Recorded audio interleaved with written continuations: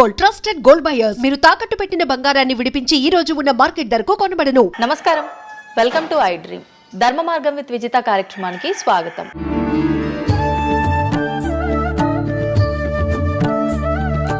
ప్రస్తుతం మనతో పాటు ఉన్నారు ప్రముఖ జ్యోతిష్యులు వేణుస్వామి గారు. ఇప్పుడు వారితో మాట్లాడి మరిన్ని విషయాలు తెలుసుకుందాం. ముఖ్యంగా మనకెన్నో సందేహాలు ఉంటూ ఉంటాయి, వాటి గురించి అడిగి తెలుసుకునే ప్రయత్నం చేద్దాం. నమస్కారం అండి. నమస్తే తల్లి. ఓం నమో వెంకటేశాయ. వెంకటాద్రి సంస్థానం బ్రహ్మాండే నాసికించిన వెంకటేశ సమోదేవో నా భూతో నా భవిష్యతి. గురుగారు, చాలా వరకు ప్రస్తుత రోజుల్లో జ్యోతిష్యాన్ని ఎక్కువగా నమ్ముతున్నారేమో అనిపిస్తూ ఉంటుంది. సేమ్ టైం మళ్ళీ జ్యోతిష్యం మూఢనమ్మకము అని చెప్పి కొట్టిపారేసే వాళ్ళు కూడా ఎక్కువైపోయారేమో అనిపిస్తుంది. అసలు ఈ జ్యోతిష్యం అనేది ఎంతవరకు ఒక కీలక పాత్ర పోషిస్తుంది ప్రతి మనిషికి కూడా?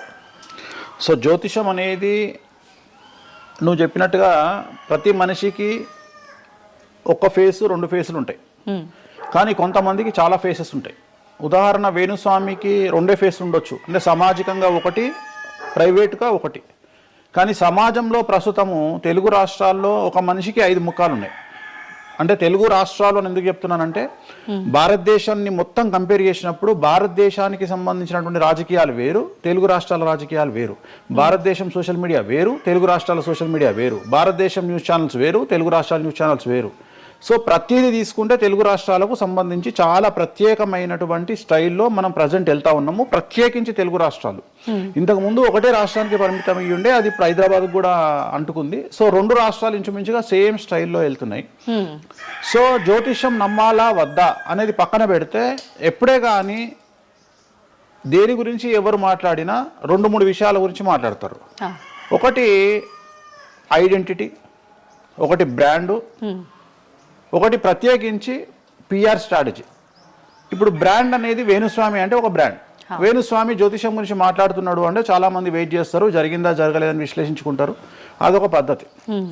వేణుస్వామిని విమర్శించే వాళ్ళు ఏం చేస్తారు అంటే, వాళ్ళు ఐడెంటిటీ క్రైసిస్లో ఉంటారు. సో వాళ్ళు వేణుస్వామిని విమర్శించినా, లేకపోతే ఒక పెద్ద వ్యక్తిని విమర్శించినా వాళ్లకు దానివల్ల ఐడెంటిటీ వస్తుంది. మామూలుగా వాళ్ళు విమర్శిస్తే ఎవడు పట్టించుకోడు, వేణుస్వామిని విమర్శిస్తే పట్టించుకుంటారు. అలా కాకుండా కొంతమంది ఇది ఏమంటారు, హేతువాదులు అనొచ్చు, లేదంటే నాస్తికులు అనొచ్చు, ఇంకోటి అనొచ్చు. సో వీళ్ళందరూ ఏంటంటే ప్రత్యేకించి హిందూ మతానికి సంబంధించిన జ్యోతిష్యం గురించి మాట్లాడతారు, హిందూ మతానికి సంబంధించిన పండుగలు వినాయకుని గురించి మాట్లాడతారు. మొత్తం ప్రపంచమంతా పొల్యూటెడ్ అయ్యి కలుషితమై సర్వం సంకనాగిపోయినా ఎవడు పట్టించుకోడు. కానీ వినాయక చవితి ముందు రోజు మాత్రం నిద్రలేస్తారు వీళ్ళందరూ.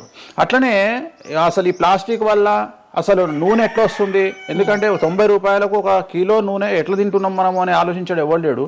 కొన్ని లక్షల మంది రోజు మందు తాగి సిగరెట్ తాగి సస్తుంటే ఎవరికే ఉండదు. కానీ ఖచ్చితంగా దీవాళి ముందు రోజు మనం కాల్చే క్రాకర్స్కు మాత్రమే వీళ్ళు విజృంభిస్తాడు. సో ఇవన్నీ కూడా ఐడెంటిటీ క్రైసిస్ అవ్వచ్చు, లేదా పని కట్టుకుని విమర్శించలు అవ్వచ్చు. మనం ఏం నమ్ముతాము అంటే లెక్కలు నమ్ముతాం. 2002కు పూర్వము, 2002 తర్వాత తీసుకుంటే జ్యోతిష్యాన్ని నమ్మేవారి సంఖ్య, హిందూ మతాన్ని నమ్మేవారి సంఖ్య 9% పెరిగింది. సో ఇది వేణుస్వామి సొంత కవిత్వం కాదు. గూగుల్ చేస్తే గూగుల్లో మీకు కనిపిస్తుంది పర్సంటేజ్ ఎంత పెరిగింది అనేది. సో ఎప్పుడే కానీ గుర్తుంచుకోవాల్సింది ఏంటి అంటే, మనము సైంటిఫిక్గా సైన్స్ పరంగా మనం ఎంత ముందుకెళ్తామో, మన జెన్జీ జనరేషన్, ఆల్ఫా జనరేషన్లు ఎంత ఫాస్ట్గా వస్తాయో, ఎట్ ది సేమ్ టైము దేవుళ్ళ మీద నమ్మకాలు కూడా అదే పరిస్థితులలో ఉంటాయి. కాకపోతే ఇక్కడ ఏంటి అంటే, ఒకటి ఎక్స్ప్రెసివ్ అవ్వచ్చు, ఎక్స్ప్రెసివ్ కాకపోవచ్చు. ఎందుకు పెరిగాయి అంటారు ఈ పర్సంటేజ్ మీరు అన్నట్లుగా? అంటే ఖచ్చితంగా కష్టాల ప్రాబ్లం. అంటే ఇక్కడ కష్టాల కంటే కూడా కాంపిటీషన్ అని చెప్తాను నేను. సో ఇప్పుడు ఏమైపోయింది అంటే, విపరీతమైనటువంటి కాంపిటీషన్లోకి నెట్టబడ్డాం మనం అందరము కూడా. అంటే ఏమైపోయింది అంటే, ఒక 1990కి పూర్వము మనం సంపాదించుకునే సొమ్మంతా కూడా దాచిపెట్టుకొని, ఆ డబ్బును దాచుకొని మన కుటుంబాలు తింటాయి, మన పిల్లలు తింటాయి అనే ఆలోచన ఉండేది. 2000 సంవత్సరం తర్వాత ఏమైపోయింది అంటే, మనం సంపాదించుకున్నది మనమే ఎంజాయ్ చేయాలి, ఒక కారు కొనుక్కోవాలి, సో లగ్జరీ లైఫ్ లీడ్ చేయాలి, 10 మందికి చూపించుకోవాలి. అంటే స్వతహాగా అనుభవించడం కంటే కూడా 10 మందికి చూపించుకోవాలి అనేటువంటి ఒక పనికిమాలిన భావన జనాల్లో చాలా వచ్చింది. ఇది ఎంతవరకు కరెక్ట్ అంటే? తప్పు చెప్తున్నా. ఇప్పుడు ఉదాహరణ, ఇన్ఫ్లుయెన్సర్స్ చూస్తుంటే అసలు యాక్చువల్గా వినాయక చవితి అనేది చవితి రోజు చేసుకోవాలి. కానీ వీళ్ళు ఏం చేస్తున్నారు, వినాయక చవితికి 2 రోజుల ముందరనే వినాయక చవితి చేసుకొని దాన్ని మొత్తం ఎడిట్ చేసి అంతా చేసి వినాయక చవితి నాడు పోస్ట్ చేస్తారు. సో దీనివల్ల వాళ్ళ ఖచ్చితంగా ఎఫెక్ట్ అవుతుంది. ఎందుకు ఎఫెక్ట్ అవుతుంది అంటే, ఇప్పుడు మాంగళ్యం ఉంది, ఉదాహరణ మెడలో మంగళసూత్రం అనేది ధరిస్తారు అమ్మాయిలు. వీళ్ళు ఏం చేస్తున్నారు ఈ మధ్యన అంటే, కొంతమంది అమ్మాయిలు వెస్ట్రన్ కల్చర్కు బానిసలైన అమ్మాయిలు ఏం చేస్తారంటే, దాన్ని ఏమంటారు బ్యూటీ పార్లర్కి పోయినప్పుడు ఈ మంగళసూత్రాన్ని తీసి అట్లా పక్కకు పెడతారు. అవును. సో మళ్ళీ ఎప్పుడైతే నువ్వు ఆ మంగళసూత్రాన్ని వేసుకుంటున్నావో ఆ సమయం కనుక మంచిది కాకపోతే ఎఫెక్ట్ అవుతుంది ఫ్యామిలీ. ఓహో. సో అందుకని నువ్వు చేసేటువంటి వినాయక చవితి పూజ కరెక్ట్ సమయంలో చేయకపోతే అది నెగిటివ్ అయ్యేటువంటి అవకాశం ఉంది. సో ఇట్లా ఇన్ఫ్లుయెన్సర్స్ ఉదాహరణ ఇప్పుడు జనరల్గా బేసిక్గా మనము ఒక యూరోప్ కంట్రీకి పోతున్నాము, ఒక దుబాయ్కి పోతున్నాము అంటే మనం అక్కడికి పోయినాక షాపింగ్ చేస్తాం. కానీ ఇప్పుడు ఉన్నటువంటి జనరేషన్లో వీళ్ళందరూ ఏంది ఇక్కడ షాపింగ్ చేసి మళ్ళీ అక్కడ షాపింగ్ చేస్తారు. అంటే చాలా విచిత్రం అయిపోయింది. అంటే ఖచ్చితంగా సంవత్సరానికి ఒక 10 డొమెస్టిక్ టూర్లు, ఖచ్చితంగా సంవత్సరానికి ఒక 5 ఇంటర్నేషనల్ టూర్స్. ఇవన్నీ దేనికోసము అంటే సమాజానికి మా దగ్గర డబ్బులు ఉన్నాయి అని చూపించుకోవడం కోసము, ఆర్భాటాలు. సో ఆర్భాటాల కోసము. సో నేను జనరల్గా ఏం చెప్తా అంటే first build your own brand. First brand build చేసుకున్నాక తర్వాత నువ్వు బ్రాండ్కి అలవాటుగా. ఇప్పుడు ఒక అనామకుడు ఒక మామూలు మనిషి రేంజ్ రోవర్ కార్ వేసుకొని వస్తే జనాలందరూ రేంజ్ రోవర్ కార్ను చూస్తారు. అదే ఒక సూపర్ స్టార్ ఒక ప్రభాస్ ఒక మహేష్ బాబు వస్తే మహేష్ బాబుని చూస్తారు, ప్రభాస్ని చూస్తారు, కానీ కార్ను చూడరు. సో నేనేమంటే ఫస్ట్ నువ్వు దాన్ని తయారు చేసుకో. ఇప్పుడు ఉదాహరణ ఒక బాలీవుడ్ హీరోయిన్ ఉంది, ఆ బాలీవుడ్ హీరోయిన్ ఒక ఎల్వి హ్యాండ్ బ్యాగ్ వేసుకుంది, సపోజ్ అది ఫేకే అనుకుందాం, బట్ జనాలు అందరూ అది ఒరిజినల్ అనుకుంటారు. అదే ఒక మామూలు అమ్మాయి నిజంగానే ఎల్వి బ్రాండ్ వేసుకుంది కానీ అది ఫేక్ అనుకుంటారు. సో అందుకని ఫస్ట్ నీ బ్రాండ్ నువ్వు నిలబెట్టుకున్న తర్వాత అప్పుడు నువ్వు బ్రాండ్స్ జోలికి వెళ్ళు. ఇప్పుడు సో ప్రస్తుతం సమాజంలో ఈ జ్యోతిష్యం గురించి విమర్శించే వాళ్ళ సంఖ్య ఎందుకు ఎక్కువైంది అంటే వాళ్ళకు వ్యక్తిగతమైన అంశాలు చాలా ఉంటాయి. They want subject. అంటే ఏమైపోయింది, ఇప్పుడు ఎగ్జాంపుల్ ఇప్పుడు నేనే ఒక యూట్యూబ్ ఛానల్ పెట్టుకున్నా, నన్ను నేను ఓన్గా జర్నలిస్ట్గా నన్ను నేను గుర్తించుకున్నా, నాకు సబ్జెక్ట్ కావాలి. నాకు సబ్జెక్ట్ కావాలి అంటే అట్లీస్ట్ నేను ప్రతిరోజు కనీసం ఒక 10 నుండి 15 వీడియోలు చేయాలి. వీడియోలు చేయాలి అంటే నాకు ఆ మనిషితో పని లేదు, ఆ వ్యవస్థతో పని లేదు, ఆ సబ్జెక్టుతో పని లేదు. నేను రాకెట్ గురించి నేనే మాట్లాడతా, జ్యోతిష్యం గురించి నేనే మాట్లాడతా, రైతు గురించి నేనే మాట్లాడతా, పిడకల గురించి నేనే మాట్లాడతా.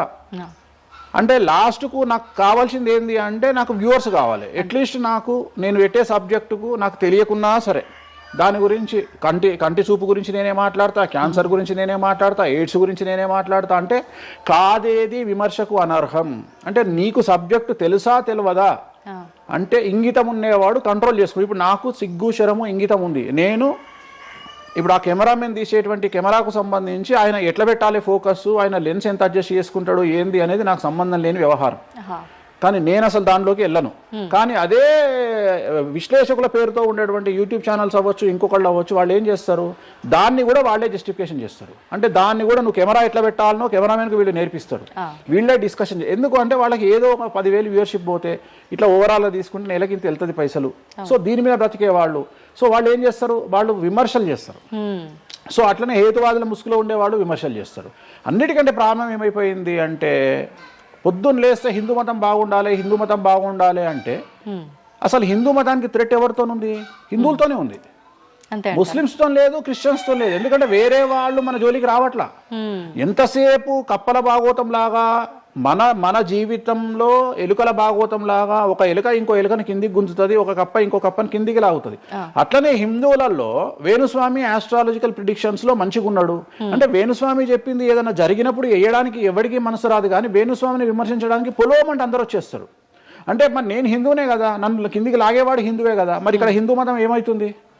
ఇప్పుడు సమాజంలో నేను అబ్జర్వ్ చేస్తున్నా, గత కొన్ని రోజుల నుండి ఒక 6 నెలల నుండి సంవత్సరం నుండి Telugu media in the sense నేను లోకల్ సోషల్ మీడియాలో హిందూ మతాల పేరు మీద కొత్త వర్షన్ వచ్చింది. ఏంటి అంటే హిందూ ఆచార వ్యవహారాలను విమర్శించడము చాలా కామెడీ అయిపోయింది.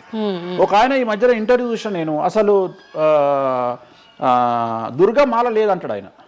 నేను షాక్ అయినా, నేను ఇనుంటావు నువ్వు కూడా. నాకు ఆశ్చర్యం అనిపించింది. దుర్గమాల లేదు అంటే అమ్మవారి మాల, జనరల్ గా భవానీ మాల కరెక్ట్ వర్డ్, భవానీ మాల లేనే లేదు అసలు చరిత్రలో లేదు అంటాడు. అంటే సమాజము ఏదో విధంగా భక్తి మార్గం వైపు వెళ్తుంది అంటే నువ్వు సంతోషంగా ఫీల్ అవ్వాలి, కానీ దాన్ని కూడా విమర్శించేవాడు ఎందుకంటారు ఇలా అంటే వీళ్ళందరూ పండితులు కాదు, వీళ్ళందరూ standing comedians or sitting comedians. ఒక ఆయన కూర్చొని మాటలు చెప్తాడు, వాళ్ళు నవ్వడం స్టార్ట్ కాగానే ఈయన మర్చిపోతాడు. ఇక ఈయన మర్చిపోయి, అంటే ఆడవాళ్ళు నవ్వుతుంటారు, మగవాళ్ళు నవ్వుతుంటే ఈయన ఆనందానికి పరవశుడు అయ్యి ఇంకా వాళ్ళు నవ్వుతున్నారు కదా అని రెచ్చిపోయి ఇంకా గ్రహాలు లేవు, దేవుడు లేడు, ఏది ఒక బ్రాహ్మణుడు అయ్యుండి ఒక పండితుడు అయ్యుండి టోటల్ మన సబ్జెక్ట్కి వ్యతిరేకంగా మాట్లాడుతూ ఉంటాడు. అట్లనే ఆయన ఎవరో భవానీమాల లేదు అంటాడు. నేను నీకు వచ్చిన నష్టమేముంది, నువ్వు మొగోడివి అయితే భవానీమాల కాదు, ఎవరైతే కోయంబత్తూరులో ఈషా ఫౌండేషన్లో లింగభైరవ అమ్మవారు లేదని చెప్పు, అది నీ గొప్పతనం. నిజంగా లింగభైరవ అమ్మవారు లేనప్పుడు లేదని చెప్పు. ఆమె క్రియేటెడ్ కాడు, చెప్పొచ్చు కదా లేదు అని. ఎందుకంటే అక్కడ భయం ఏంటంటే ఎవరు తంతడు అని. వీళ్ళ భయం అంటే ఏంటంటే ఎక్కడైతే ఎవడు వీళ్ళకి అడ్డు రాడో అక్కడికి వస్తారు. వీళ్ళకి ఒరిజినల్ సబ్జెక్ట్ మాట్లాడే దమ్ము లేదు. సో ఇదంతా ఎంత చేసినా నేను అల్టిమేట్గా చెప్పేది ఏంటంటే, జ్యోతిష్యానికి వ్యక్తిగతంగా నా దగ్గరకు వచ్చేవాళ్ళు నాకు జనాలకు చెప్పారుగా. ఇప్పుడు నేను ఒక మాట చెప్తా, ఇప్పుడు సీక్రెట్ మెయింటైన్ చేయాలనుకుంటారు ప్రతి ఒక్కడు, ప్రైవసీ మెయింటైన్ చేయాలనుకుంటారు. మామూలుగా హాస్పిటల్కి పోతేనే ఇవాళ ప్రైవసీ మెయింటైన్ చేయాలనుకుంటున్నారు. అది అట్లీస్ట్ తలకాయనొప్పికి పోయినా వాళ్ళు దే వాంట్ ప్రైవసీ. అంటే కారు డైరెక్ట్గా B1కి వెళ్ళిపోతుంది, పైకి వెళ్ళిపోతారు, డాక్టర్ని కలుస్తారు, వస్తారు. అట్లాంటిది వేణుస్వామి దగ్గరకు వచ్చి నేను ఎందుకు చెప్పాలనుకుంటున్నా, లేదంటే నేను ప్రజలకి చెప్పాలనుకుంటున్నా అనుకోరు కదా. ఎవరో ఒకళ్ళు వేణుస్వామి దగ్గరికి వెళ్ళినప్పుడు కొన్నిసార్లు కొన్ని వీడియోలు తీసినప్పుడు 100 మందిలో ఒక వీడియో తీసినప్పుడు ఆ వీడియో పోస్ట్ చేస్తాము, దానివల్ల నా దగ్గరకు వచ్చినట్టు తెలుస్తుంది. కానీ 99% నా దగ్గరకు వచ్చినట్టు తెలియదు. నా దగ్గరికే కాదు, జ్యోతిషం అనేది ఎక్స్ట్రీమ్గా జనాల్లోకి వెళ్తున్నది. ఎట్ ది సేమ్ టైం భక్తి అనేది జనాల్లోకి వెళ్తున్నది. దాన్ని భయం అంటమా భక్తి అంటమా పక్కన పెడితే ఈరోజు జనాలు ముక్కోటి కానీ ఇతరత్ర పండుగలు కానీ జనవరి 1 కానీ జనాలు విపరీతంగా దేవాలయాల్లో ఉంటున్నారు. అంటే జనాలకు దేవుడి మీద కానీ శాస్త్రాల మీద కానీ వచ్చినటువంటి నమ్మకము, ఈ నమ్మకాన్ని ఎవరో ఒకళ్ళు వచ్చి టీవీలో కూర్చొని చెప్పినంత మాత్రాన పోదు. సో ఇది జనాల్లోకి విపరీతంగా వెళ్తానే ఉంటుంది. జనాలు ఎప్పుడే కానీ ఎంత వెస్టర్న్ కల్చర్కి వెళ్ళినా నమ్మకము అనేది ఒకటి ఉంటుంది. మనల్ని నమ్మించేది, మనల్ని బ్రతికించేది నమ్మకము. ఈ నమ్మకం లేకపోతే మనకు జీవితం లేదు. సో ఈ జ్యోతిష్యము అనేది అంధకార బంధురంలో ఉండేటువంటి ఒక వ్యక్తిని బయటకు తీసుకురావడానికి, జరగబోయేటువంటి నష్టాన్ని చెప్పడానికి మాత్రమే పనికి వచ్చేటువంటి శాస్త్రము. అంతేగాని నువ్వు 50 ఏళ్లకు నరుకుతావు, 40 ఏళ్లకు కారు కొంటావు, ఈ సొల్లు పురాణం చెప్పాల్సిన పని లేదు. జరగబోయేటువంటి నష్టాన్ని గనక చెప్పగలిగితే జ్యోతిష్యము దాన్ని సరి చేసుకోవడంతో పాటు మానసికంగా స్ట్రాంగ్ అవ్వడానికి ఆ వ్యక్తికి చాలా చాలా చాలా ఉపయోగపడుతుంది. భార్యాభర్తలు తన్నుకొని చస్తారు, విడిపోతారు అని చెప్పడంలో ఉద్దేశము మీరు విడిపోండి అని కాదు. భార్యాభర్తల్లో అట్లీస్ట్ జనరేషన్ బట్టి ఈ రోజు భర్త అనేవాడు కాంప్రమైజ్ అయ్యి భార్య తిట్టినా పడి ఉంటాడు అని ఇక్కడ ఉద్దేశము. అంటే ఒకప్పుడు భార్యకు భర్తకు పెళ్లికి కనీసం 10 సంవత్సరాల గ్యాప్ ఉండేది. ఎందుకు అంటే భార్య అనే అమ్మాయి చిన్నపిల్లగా ఉంటే భర్త అనేవాడు ఒక కూతుర్ని చూసుకుంటాడు అనే ఉద్దేశంతో ఆ పెళ్లిళ్ళు చేసేవాళ్ళు. ఇవాళ ఏం చేస్తున్నారు, ఇద్దరికి 6 నెలలు తేడా ఉండదు. సో ఇద్దరు టెంపర్మెంట్ లో వెళ్తారు, ఇద్దరు గొడవలు పడతారు. సో ఈ కండిషన్లో వాళ్ళిద్దరు విడిపోయేటువంటి తత్వం వైపు వెళ్తారు. కాబట్టి మొదలే మీ జాతకాలు బాగాలేవు, మీకు విడిపోయే అవకాశం ఉంది అంటే మిమ్మల్ని విడిపోమని చెప్పడం కాదు. ఇక్కడ మీరు జాగ్రత్తగా ఉండండి, కాంప్రమైజ్ కండి, ఈగోస్ పక్కన పెట్టండి, మీ పొసెసివ్నెస్ను పక్కన పెట్టండి. సో ఆర్థికపరమైనటువంటి అంశాల్లో క్యాలిక్యులేటెడ్గా ఉండండి, తన్నుకొని చావకండి, విడిపోకండి అని మొదలే వాళ్ళని హెచ్చరించడం అనేటువంటిది దీంట్లో భాగము. కానీ ఇవాళ ఏమంటున్నారు, శుభమా అంటూ పెళ్లి చేసుకుంటే విడిపోమని చెప్తున్నాడు వేణుస్వామి అంటే దాన్ని శుభమా అని చెప్పరు నాయన. ప్రతి ఒక్కళ్ళకి అదే చెప్తున్నారు. ఆ మాతకు వస్తే మీరు పొద్దున్న లేస్తే 100 పెళ్లిలలో 80 పెళ్లిళ్ళు డివోర్స్ అవుతున్నాయి. మరి దీని మీద మీరే కదా డిబేట్ పెడతారు. సో ఇదంతా ఏంటంటే ఒక వ్యక్తిని విమర్శించాలనుకున్నప్పుడు వాళ్ళు ఏదైనా తీసుకురావచ్చు. దాన్ని రామ అంటే దాన్ని చిన్న పదాలు మారిస్తే ఆ రామ అనేది ఒక బ్యాడ్ వర్డ్ అవుతుంది. సో దాన్ని ఎట్లంటే చేసుకొని పోవచ్చు. కానీ ప్రస్తుతం దేశ కాలమాన పరిస్థితులలో జ్యోతిష్యం కానీ శాస్త్రాలు కానీ దైవత్వం కానీ తగ్గేదే లేదు, ముందుకెళ్తానే ఉంది. ఇప్పుడు ఒక మనిషి జననం దగ్గర నుంచి చనిపోయే వరకు జాతకం అనేది కొన్ని సందర్భాల్లో మాత్రమే చూడాలి అని చెప్పి ఒకప్పటి కాలంలో చెప్పేవారట. కానీ ఇప్పుడు మాత్రం పుట్టిన దగ్గర నుంచి ఎప్పుడు ఏ చిన్న సమస్య వచ్చినా జాతకం చూపించుకోవడము, అసలు ఇది మన సాంప్రదాయంలో లేనే లేదు అంటున్నారు. ఇది ఎంతవరకు వాస్తవం?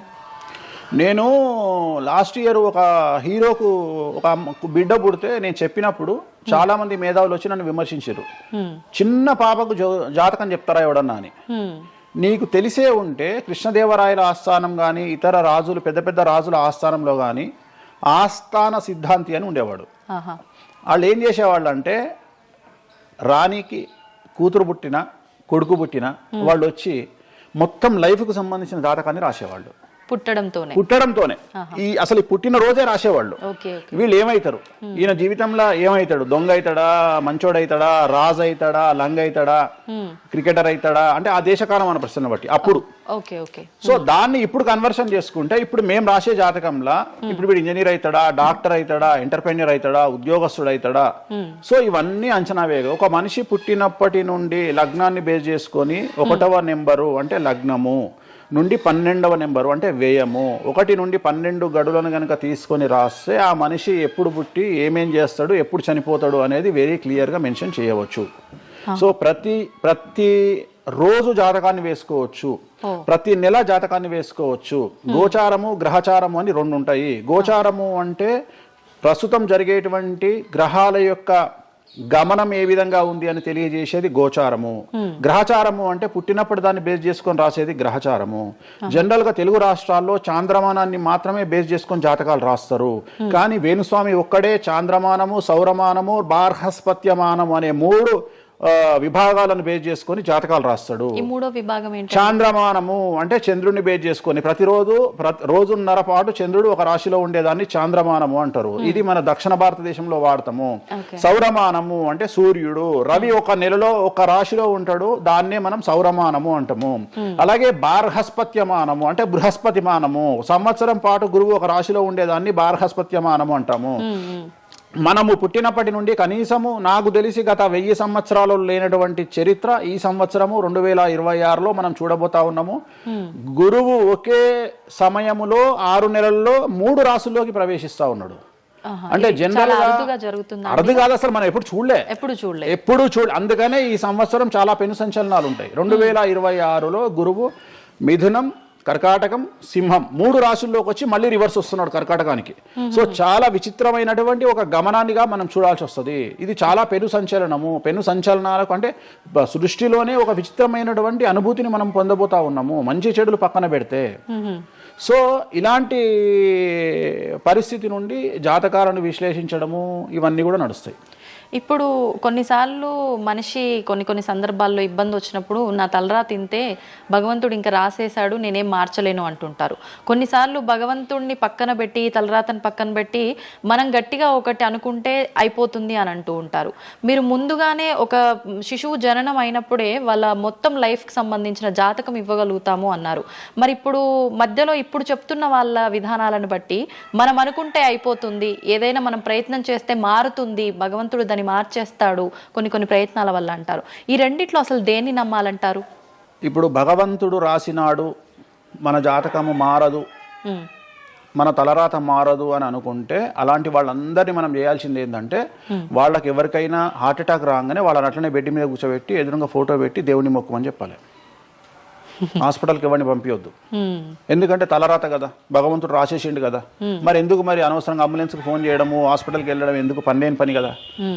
అంటే నీ ప్రయత్నము హార్ట్ అటాక్ వచ్చినా కానీ నిన్ను తీసుకుపోయి హాస్పిటల్లో అడ్మిట్ చేస్తున్నారు. సో హాస్పిటల్లో నిన్ను టైంకు తీసుకుపోవాలా వద్దా అని డిసైడ్ చేసేది జాతకం.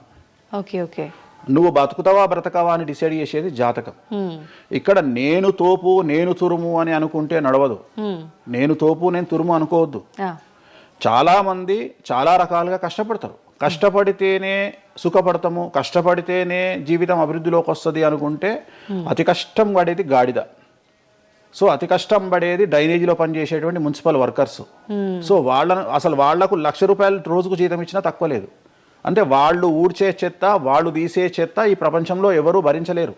అలాంటిది వాళ్ళు చేసే కష్టం మీద కంపేర్ చేస్తే ఈ ప్రపంచంలో ఇక కష్టం చేసే మనుషులే లేరుగా. మరి అలాంటి వారికి మనం ఇచ్చే జీతం ఎంత? 40,000, 50,000. కానీ వాళ్లకు కనీసం నెలకు 40 లక్షలని ఇవ్వాలి. అంటే నువ్వు చేసే కష్టానికి కాకుండా నువ్వు తెలివితో చేసే కష్టానికే విలువ ఎక్కువ. ఎగ్జాక్ట్లీ స్మార్ట్ వర్క్ నమ్ముకోవాలి. సో రెండవది నేను కష్టపడితే అసలు రానే రాదు. నువ్వు కష్టపడడం కాదు, నువ్వు తెలివిగా కష్టపడు, కసిగా కష్టపడు. సో అందరికంటే భిన్నంగా ముందుకెళ్ళు. సో దీంట్లో లోకులు నీ మీద రాళ్లు వేస్తారు, దీంట్లో లోకులు నిన్ను సమాజంలో టార్గెట్ చేస్తారు.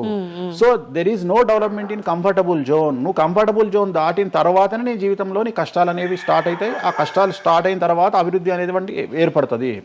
సో నువ్వు ఉద్యోగానికి అలవాటైనవు అంటే జీవితంలో నువ్వు ఉద్యోగంలోనే ఉండిపోతావు. నువ్వు రిస్క్ తీసుకొని సంవత్సరం పాటు ఖాళీగా కూర్చోవడానికి ట్రై చేసి నువ్వేదో వ్యాపారం చేసుకోనో ఇంకేదో చేసుకోనో ముందుకు రావడానికి ప్రయత్నం చేస్తే అప్పుడు నువ్వు తోపవుతావు. ఓకే. సో ఇక్కడ నువ్వు ఎంత టార్గెట్ చేసినావు జీవితంలో, ఎంత డబ్బు సంపాదిస్తున్నావు అనే దాని మీద నువ్వు తీసుకునే రిస్క్ ఆధారపడి ఉంటుంది. నువ్వు తీసుకునే రిస్క్ను బేస్ చేసుకుని నీ లైఫ్లో డెవలప్మెంట్ అనేది ఆధారపడి ఉంటుంది. అంతేగాని నేను నార్మల్గానే ఉంటా, నాకు డబ్బులు రావాలి అంటే రావు. ఎట్ ది సేమ్ టైము నాకు జ్యోతిష్యము అనేటువంటిది ఎలాంటిది అంటే, డాక్టర్ దగ్గరికి పోయినప్పుడు బ్లైండ్ కాలో చెయ్యో ఇరిగినప్పుడు డాక్టర్ దగ్గరికి పోయినావు, డాక్టర్ ఏమంటాడు, ఫస్ట్ ఎక్స్రే తీసుకొని రా అంటాడు. అదే జ్యోతిష్యం. ఆ ఎక్స్రే అనేదే నీ లగ్నం, ఎక్స్రే అనేదే నీ కుండలి.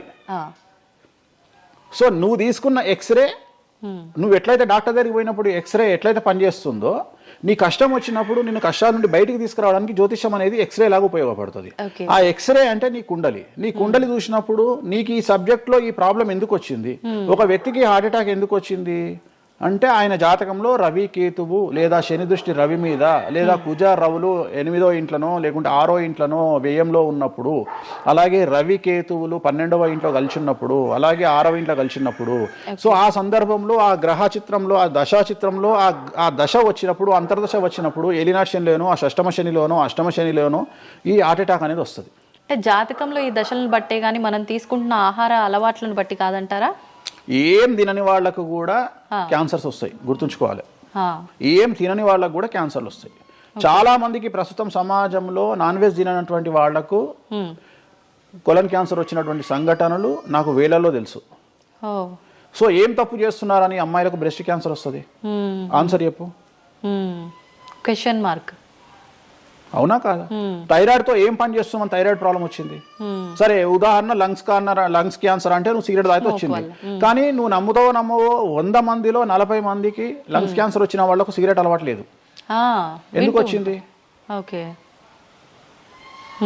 సో చాలా మంది అంతెందుకు, కరోనాలో మంచి వాళ్ళు చచ్చిపోయారు, తాగుబోతులు ఎవరు తావాలా? అవును అవును. అసలు దీని మీద కదా నువ్వు సైంటిస్ట్ రీసెర్చ్ చేయాల్సింది. ఇంతమందిని చూసినా మనం రోడ్డు మీద బిచ్చమెత్తుకునేవాడు ఎవరు చచ్చిపోలే.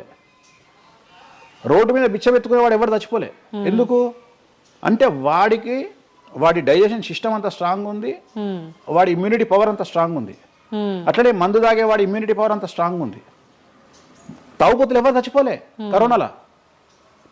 సో ఇవన్నీ నువ్వు ఎలా చనిపోతావు, ఏ రోగం వస్తుంది, ఏంది అనేది జ్యోతిష్యం ప్రిడిక్ట్ చేయగలుగుతుంది.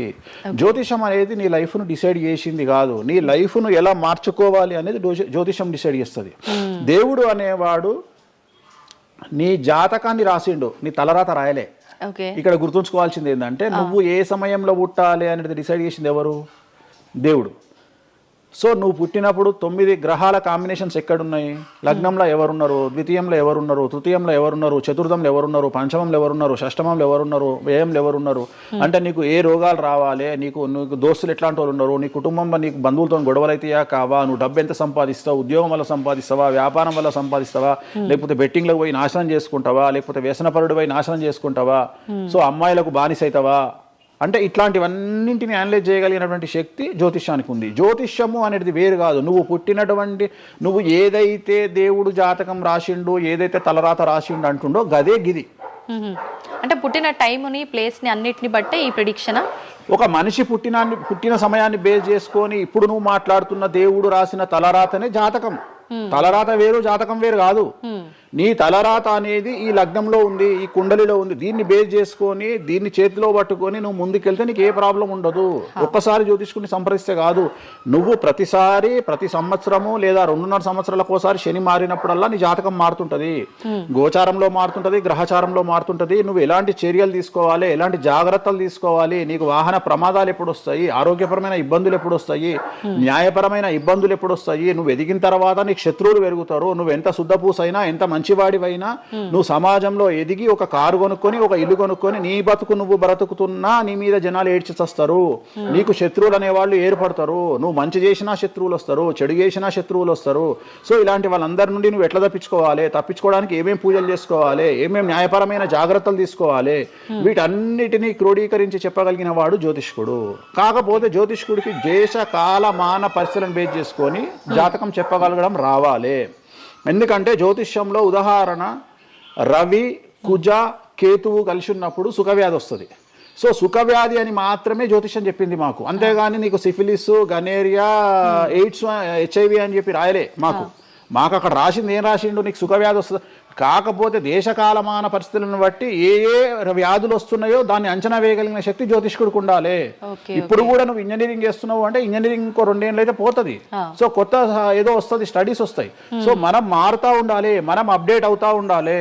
ఎట్లయితే టెక్నాలజీ కోసము, ఎట్లయితే కెమెరా విషయంలో, ఎట్లయితే మైక్ల విషయంలో అప్డేట్ అవుతున్నామో మేము కూడా జ్యోతిష్యం విషయంలో అప్డేట్ కావాలి. కానీ మమ్మల్ని అప్డేట్ అవ్వడానికి ఎవరు మాకు భుజం తట్టేవాళ్ళు కానీ, వెన్ను తట్టేవాళ్ళు కానీ, మమ్మల్ని ఎంకరేజ్ చేసేవాడు కానీ ఉండడు. ఎంతసేపు మా మీద దాడి చేద్దామని చూసేవాడే ఉంటాడు. మేము ఏదైనా విశ్లేషించి కొత్తది చెప్పుదాము అనేటువంటి ప్రయోగం చేయంగానే ఆటోమేటిక్గా రాకెట్ ఫెయిల్ అయితేనేమో సింపతి చూపిస్తారు, మేము చెప్పింది ఫెయిల్ కాగానే దాడి చేస్తారు. సెఫాలజిస్టుల పేరుతోని ప్రతి సంవత్సరము కనీసం ఒక 20-30 మంది ఫెయిల్ అయితేనే ఉంటారు ఎన్నికలలో. వాళ్ళ జోలికి ఎవడు పోడు. కానీ మేము ఎవడన్నా పుసుక్కున ఎక్కడన్నా ఎన్నికలు గెలువయ్యి అని చెప్పగానే మా మీద దాడి చేసే వాళ్ళు ఎక్కువ ఉంటారు.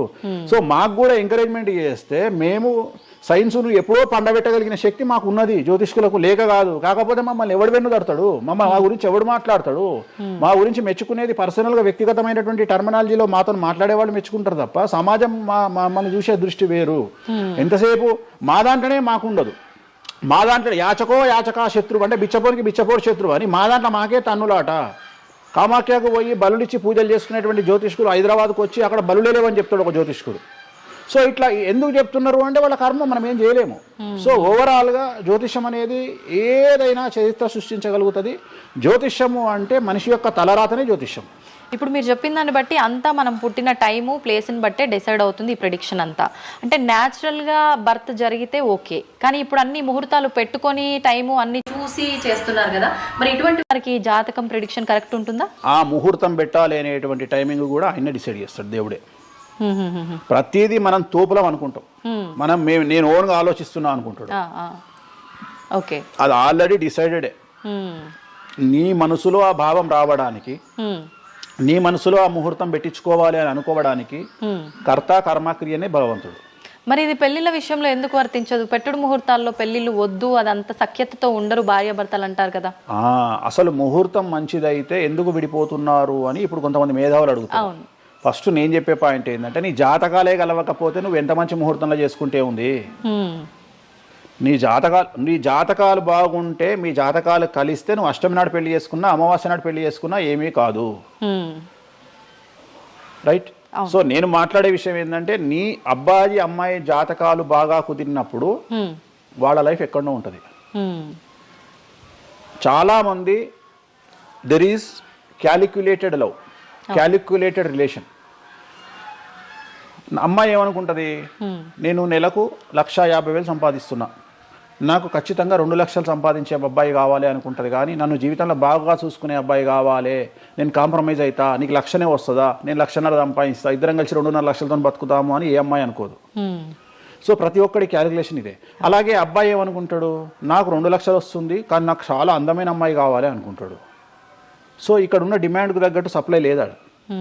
సో అప్పుడు ప్రాబ్లం ఏమవుతుంది, ఫైటింగ్. అప్పుడు ఏమవుతుంది అంటే కాంప్రమైజ్ అనేది స్టార్ట్ అవుతుంది. అంటే జ్యోతిష్యుడు జాతకాలు బాగాలేవు అని చెప్పినా ఇనే పరిస్థితులలో వీళ్ళు ఉండరు. రెండవది, జ్యోతిష్కులు కూడా ఏం చేస్తారంటే సాధ్యమైనంత వరకు ముక్కుసూటిగా ఆన్సర్ చెప్పకుండా, కుజదోషం ఉంది, 7వ ఇంట్లో కుజుడున్నాడు, 7వ ఇంట్లో శని కుజులు కలిసి ఉన్నారు, సో చాలా ప్రాబ్లం అవుతుంది. లేదా 7వ ఇంట్లో చంద్రుడు కుజుడు కలిసి ఉన్నారు, సో పిల్లవాడి తల్లి వల్ల సమస్యలు వస్తాయి, లేదా పిల్ల తల్లి వల్ల సమస్యలు వస్తాయి అని వీడు డైరెక్ట్గా అమ్మాయికో అబ్బాయికో చెప్పడు.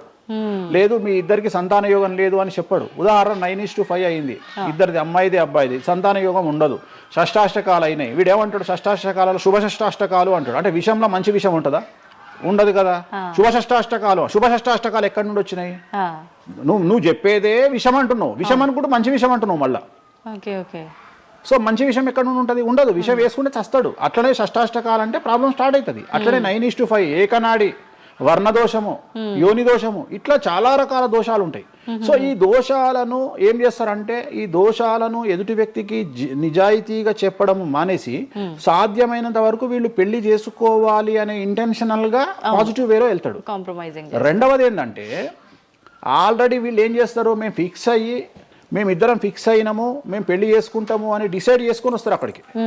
అప్పుడు వాడు ఇవన్నీ చెప్పి వాళ్ళ మనసును విరగొడతాడా? విరగొట్టాడు. జనరల్గా ప్రపంచంలో ఏ అమ్మాయి తండ్రి కానీ ఏ అబ్బాయి తండ్రి కానీ తన బిడ్డనో తన కూతురో తన అల్లుడో నాశనం కావాలి అని కోరుకోరు. కానీ చెప్పగలిగినటువంటి పరిస్థితుల్లో ఎవరు ఉండాలి? జ్యోతిష్కుడు ఉండాలి. సో అది నేను చేస్తున్న ప్రస్తుతం కలియుగంలో. వేరే వాళ్ళు ఎవరు చేయట్లేదు ఆ విధంగా. ఎందుకంటే రేపొద్దున కలిసి ఉండకపోతే 2 కుటుంబాలు బాధపడతాయి, సమాజంలో చెడ్డ పేరు వస్తుంది, వీళ్ళ లైఫ్ స్పాయిల్ అయిపోతుంది. సో అందుకని నేను చాలా జాగ్రత్తగా మొదలే డిసైడ్ చేసి నీకు ఈ ప్రాబ్లం ఉందిరా బాబు, నువ్వు జాతకాలు నీకు కలవలేదు, వివాహం చేసుకోకు అని చెప్తా. వీళ్ళ జాతకాలు బాగా లేకున్నా తీసుకుపోయి మంచి ముహూర్తం చూసుకొని పెళ్లి చేసుకుంటే ఆ ముహూర్తం వీళ్లను సఫలీకృతులను చెయ్యదు. నీ జాతకం బాగుండాలి. అట్లనే నువ్వు ఏ టైంలో పుట్టాలనో డిసైడ్ చేసుకున్నా అని నువ్వు అనుకొని సిజేరియన్ పెట్టుకుంటావు, కానీ ఆ టైంలో నువ్వు నక్షత్రమే చూస్తావేమో కానీ 6వ ఇంట్లో ఉండే గ్రహాలు 12వ ఇంట్లో గ్రహాలు డిసైడ్ చేయగలిగింది భగవంతుడు. ఆ టైంలో ఒకవేళ వ్యయస్థానంలో గ్రహాలున్నా 6వ స్థానంలో గ్రహాలున్నా జాతకం అంతా కింద మీద అవుతుంది. ఒకవేళ కుజుడు ఉండే స్థానాన్ని బట్టి చంద్రుడు బుధుడు ఉండే స్థానాన్ని బట్టి జాతకాలు కరెక్ట్గా డిసైడ్ చేయకపోతే ఆటిజంతో మగపిల్లలు పుడతారు. సో ఇన్ని సమస్యలు ఉంటాయి. సో చాలా ఈజీగా సిజేరియన్ ఆపరేషన్ చేసుకోగానే పిల్లలు మంచిగా పుడతారు అని కాదు అక్కడ. ఎందుకంటే నువ్వు పిల్లలు మంచిగా పుట్టాలి లేదు అనేది డిసైడ్ చేయడానికి it will take 3 to 4 hours. కానీ 3 to 4 minutes లో జ్యోతిష్కుడు డిసైడ్ చేస్తుంది. అది తప్పు. ఓకే. ఈ మధ్యకాలంలో దశమహావిద్యల అమ్మవార్ల గురించి చాలా ఎక్కువగా వింటున్నాం. రాబోతున్న సినిమాలు, ఆల్రెడీ వచ్చిన సినిమాలు కూడా వారికి సంబంధించిన సినిమాలు ఎక్కువగా రావడం జరుగుతోంది. అంటే కొత్తగా, అంటే ఎవరైనా మనిషి కొత్తగా వస్తే మాట్లాడుకోవడం వరకు ఓకే, కానీ భగవంతుల గురించి కొత్తగా మన అందరిలోకి రావటము, వాళ్ళ గురించి మాట్లాడుకోవటము, మళ్ళీ అంటే భగవంతుడు అంటేనే అందరికీ అందుబాటులో ఉండి వాళ్ళకున్న కష్టాల నుంచి గట్టెక్కించడానికి ఆరాధించే వాళ్ళుగా మనం భావిస్తాము. మరి వాళ్ళని అందరూ ఆరాధించొద్దని రకరకాల విధానాలన్నీ చెప్తూ ఉన్నారు. ఎవరు అసలు ఈ దశమహావిద్యలు, ఎందుకు ఆరాధించొద్దు అందరూ? నేను 1991 ఐ థింక్ ఘరానా మొగుడు అనే సినిమా ఓపెనింగ్ చేయడానికి విశాఖపట్నం వెళ్ళాను నేను. ఆ సినిమా ముహూర్తం నేనే పెట్టిన. ఇక్కడ చిరంజీవి గారి సినిమా, రాఘవేంద్రరావు గారిది విశాఖపట్నంలో అయ్యింది. బంగారు కోడిపెట్ట అనే సాంగ్ తోని ఆ సినిమా స్టార్ట్ అయింది. అది ముహూర్తం చేసిన నేను విశాఖపట్నంలో. అప్పుడు నేను అక్కడనే పక్కనే ఉన్నటువంటి శ్రీకాకుళం అనేటువంటి ఒక ప్రాంతానికి వెళ్ళిన. నేను మాట్లాడేది 1991. అప్పుడు వాళ్ళకి ఎన్టీ రామారావు అంటే ఎవరో తెలియదు. హైదరాబాద్లో ఎన్టీ రామారావు ఉంటాడు అంటే వాళ్ళ ఆశ్చర్యానికి అంతులు లేవు. అంటే ఎన్టీ రామారావు అనే వ్యక్తిని మీరు చూసిరా, మీకు తెలుసా అంటే వాళ్ళంతా, అంటే ఆ రోజు ఉన్నటువంటి డెవలప్మెంట్, ఆ రోజున్న ఫ్లైట్లు, ఆ రోజున్న వ్యవస్థను బట్టి వాళ్ళు ఎక్కడనో కుగ్రామంలో ఉండేటువంటి మనుషులు. సో వాళ్లకు ఎన్టీఆర్ అంటే హైదరాబాద్ అంటే తెలియదు. మీరు ఇప్పటికీ కూడా శ్రీకాకుళం ఏరియాకి వెళ్ళి హైదరాబాద్ మీరు జీవితంలో వచ్చిరని అడగండి, 190 మందికి హైదరాబాద్ అంటే ఏందో తెలియదు. ఓకే. సో అట్లనే భారతదేశంలో ఇప్పుడు మన తెలుగు రాష్ట్రాల్లో పుట్టిన చాలా మంది దగ్గరికి వెళ్ళి ఢిల్లీ ఎలా ఉంటుంది అని అడిగితే మీకు తెలియదు, ముంబై ఎలా ఉంటుంది అని అడిగితే మీకు తెలియదు. మాకు తెలియదు కాబట్టి ప్రపంచం గింతే బాయిలకప్ప అనుకోవద్దు. సో దశమహావిద్యలు అనేవి ఇవాళ కొత్తవి కావు. ఎలాగైతే లింగాకారంలో శివుణ్ణి పూజిస్తున్నామో, శివుడి భార్య అయినటువంటి సతీదేవిని అదే యోని రూపంలో పూజిస్తున్నాము. అయిపోయింది, చెరిసగం మంచుకురు ప్రపంచాన్ని. నీకు ఇవాళ తెలిసింది వేణుస్వామి చెప్తే. వేణుస్వామి ఎంక్వైరీ చేయడం అలవాటు, వేణుస్వామికి ఎక్స్ప్లోర్ చేయడం అలవాటు కాబట్టి తిరిగి వచ్చి నీకు ఇవాళ చెప్తే నీకు అర్థమైంది. నువ్వు అంత మాట మాట్లాడుతున్నావు. అరుణాచలం ఎవరికి తెలిసి బాలటి వరకు? ఎందుకు అరుణాచలానికి పొలవమంటే వెళ్ళిపోతున్నారు అంటే చాగంటి కోటేశ్వరరావు గారు చెప్పడం వల్ల నీకు అరుణాచలం తెలిసింది. మరి అరుణాచలం విషయంలో ఇదే డిస్కషన్ ఎందుకు వస్తలేదు? అరుణాచలం అనేది నిన్న మొన్నటి దానికి తెలియదు కదా జనాలకు. ఇవాళ గిరి ప్రదక్షిణలు చేస్తూనే ఉన్నారు కదా మీరు అందరు పోయి. అంటే ఎవరో ఒకళ్ళు ఒక సబ్జెక్టు గురించి మాట్లాడేటువంటి పరిస్థితుల్లోకి రావాలి. ఆ ఫ్రీడమ్ మనం ఇవ్వాలి.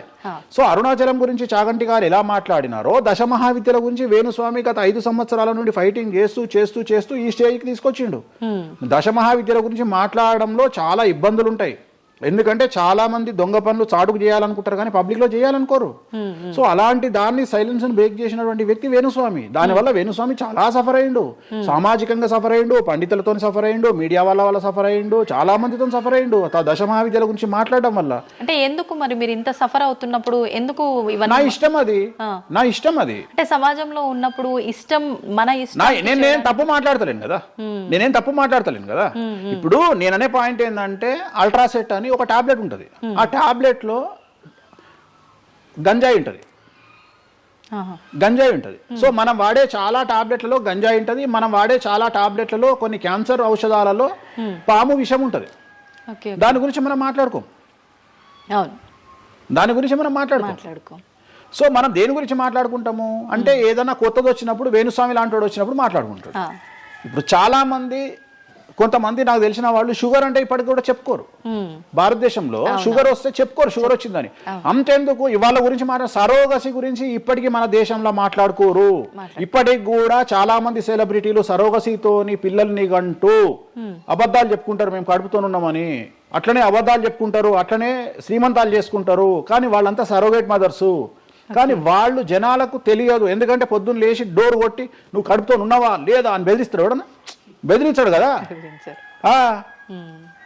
నువ్వు ఒక నిజమైన ప్రెగ్నెంట్ను పిలిచి అమ్మ 9 నెలలకు నీ బాడీ లాంగ్వేజ్ ఏందో అడుగు.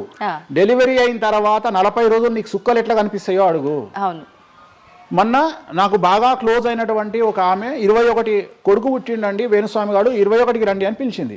21కి పోయినా 5వ అంతస్తులు ఉంది వాళ్ళ ఇల్లు. కిందికి నేను వచ్చిన పార్కింగ్ దిగంగానే వేణుస్వామి గారు మీరు లిఫ్ట్ లో రండి అని మెట్లెక్కుంటూ పోతుంది. 22వ రోజు. నాకు అనుమానం రాదా? వస్తుంది. నేను కూడా ఒక ఆడదానికి పుట్టిన కదా, నేను కూడా ఒక అమ్మ కొడుకునే కదా. నాకు తెలుసు మదర్ కి ఇబ్బందులన్నీ అసలు ఉండవు. సరో ఈమె కనదు కదమ్మా. ఇప్పుడు ఎవరో అంటారు, మీరు అది గెస్ చేశారు. గెస్ చేయడం ఏంది? 2 మెట్లెక్కాలంటేనే బాడీ లాంగ్వేజ్ తెలిసిపోతుంది కదా. ఈమె స్వామి గారు మీరు లిఫ్ట్ లో రండి అని టకటక మెట్లెక్కుంటుంది. అంటే అంతకుముందు ఒక ఎట్లా ఉరికిందో డెలివరీ అయినాక కూడా అట్లే ఉరుకుతుంటే నాకు అనుమానం ఏమేమి ఇట్లా ఉరుకుతుంది అంటే okay surrogate okay okay okay అంటే వాళ్ళు చెప్పుకోవడానికి భయపడుతుంది. అందరు నయనతారలు లక్ష్మీ మనుషులు కాదు కదా. అప్పటికైనా మీకు చెప్పారా వాళ్ళు ఓపెన్ గా? చెప్పలేదు, ఇప్పటికీ చెప్పలేదు. ఆల్రెడీ అట్లనే సెలబ్రిటీలు చాలా మంది ఇదే పని చేస్తారు.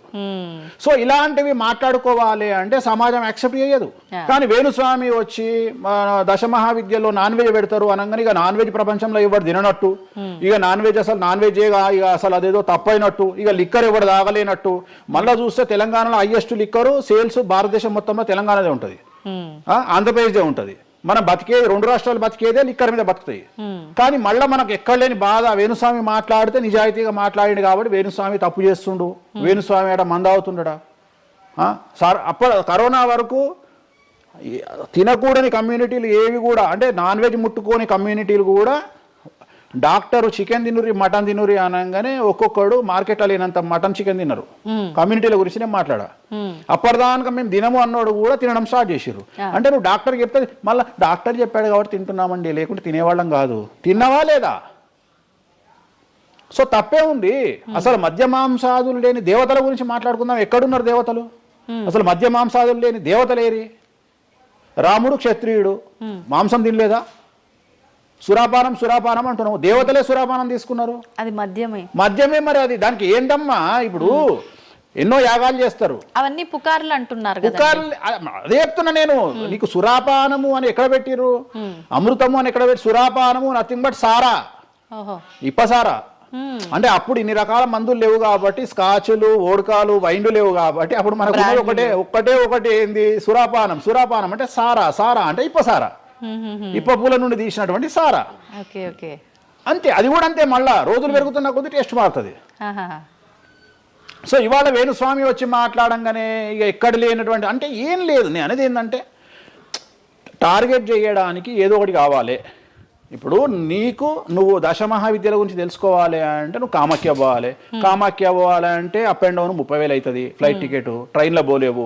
ఈ 30,000 రూపాయలు ఖర్చు పెట్టి నువ్వు అక్కడికి పోయి అక్కడ ఏం జరుగుతుంది అని తెలుసుకుని వచ్చిన తర్వాత వేణుస్వామి మీద నీకు క్లారిటీ వస్తుంది.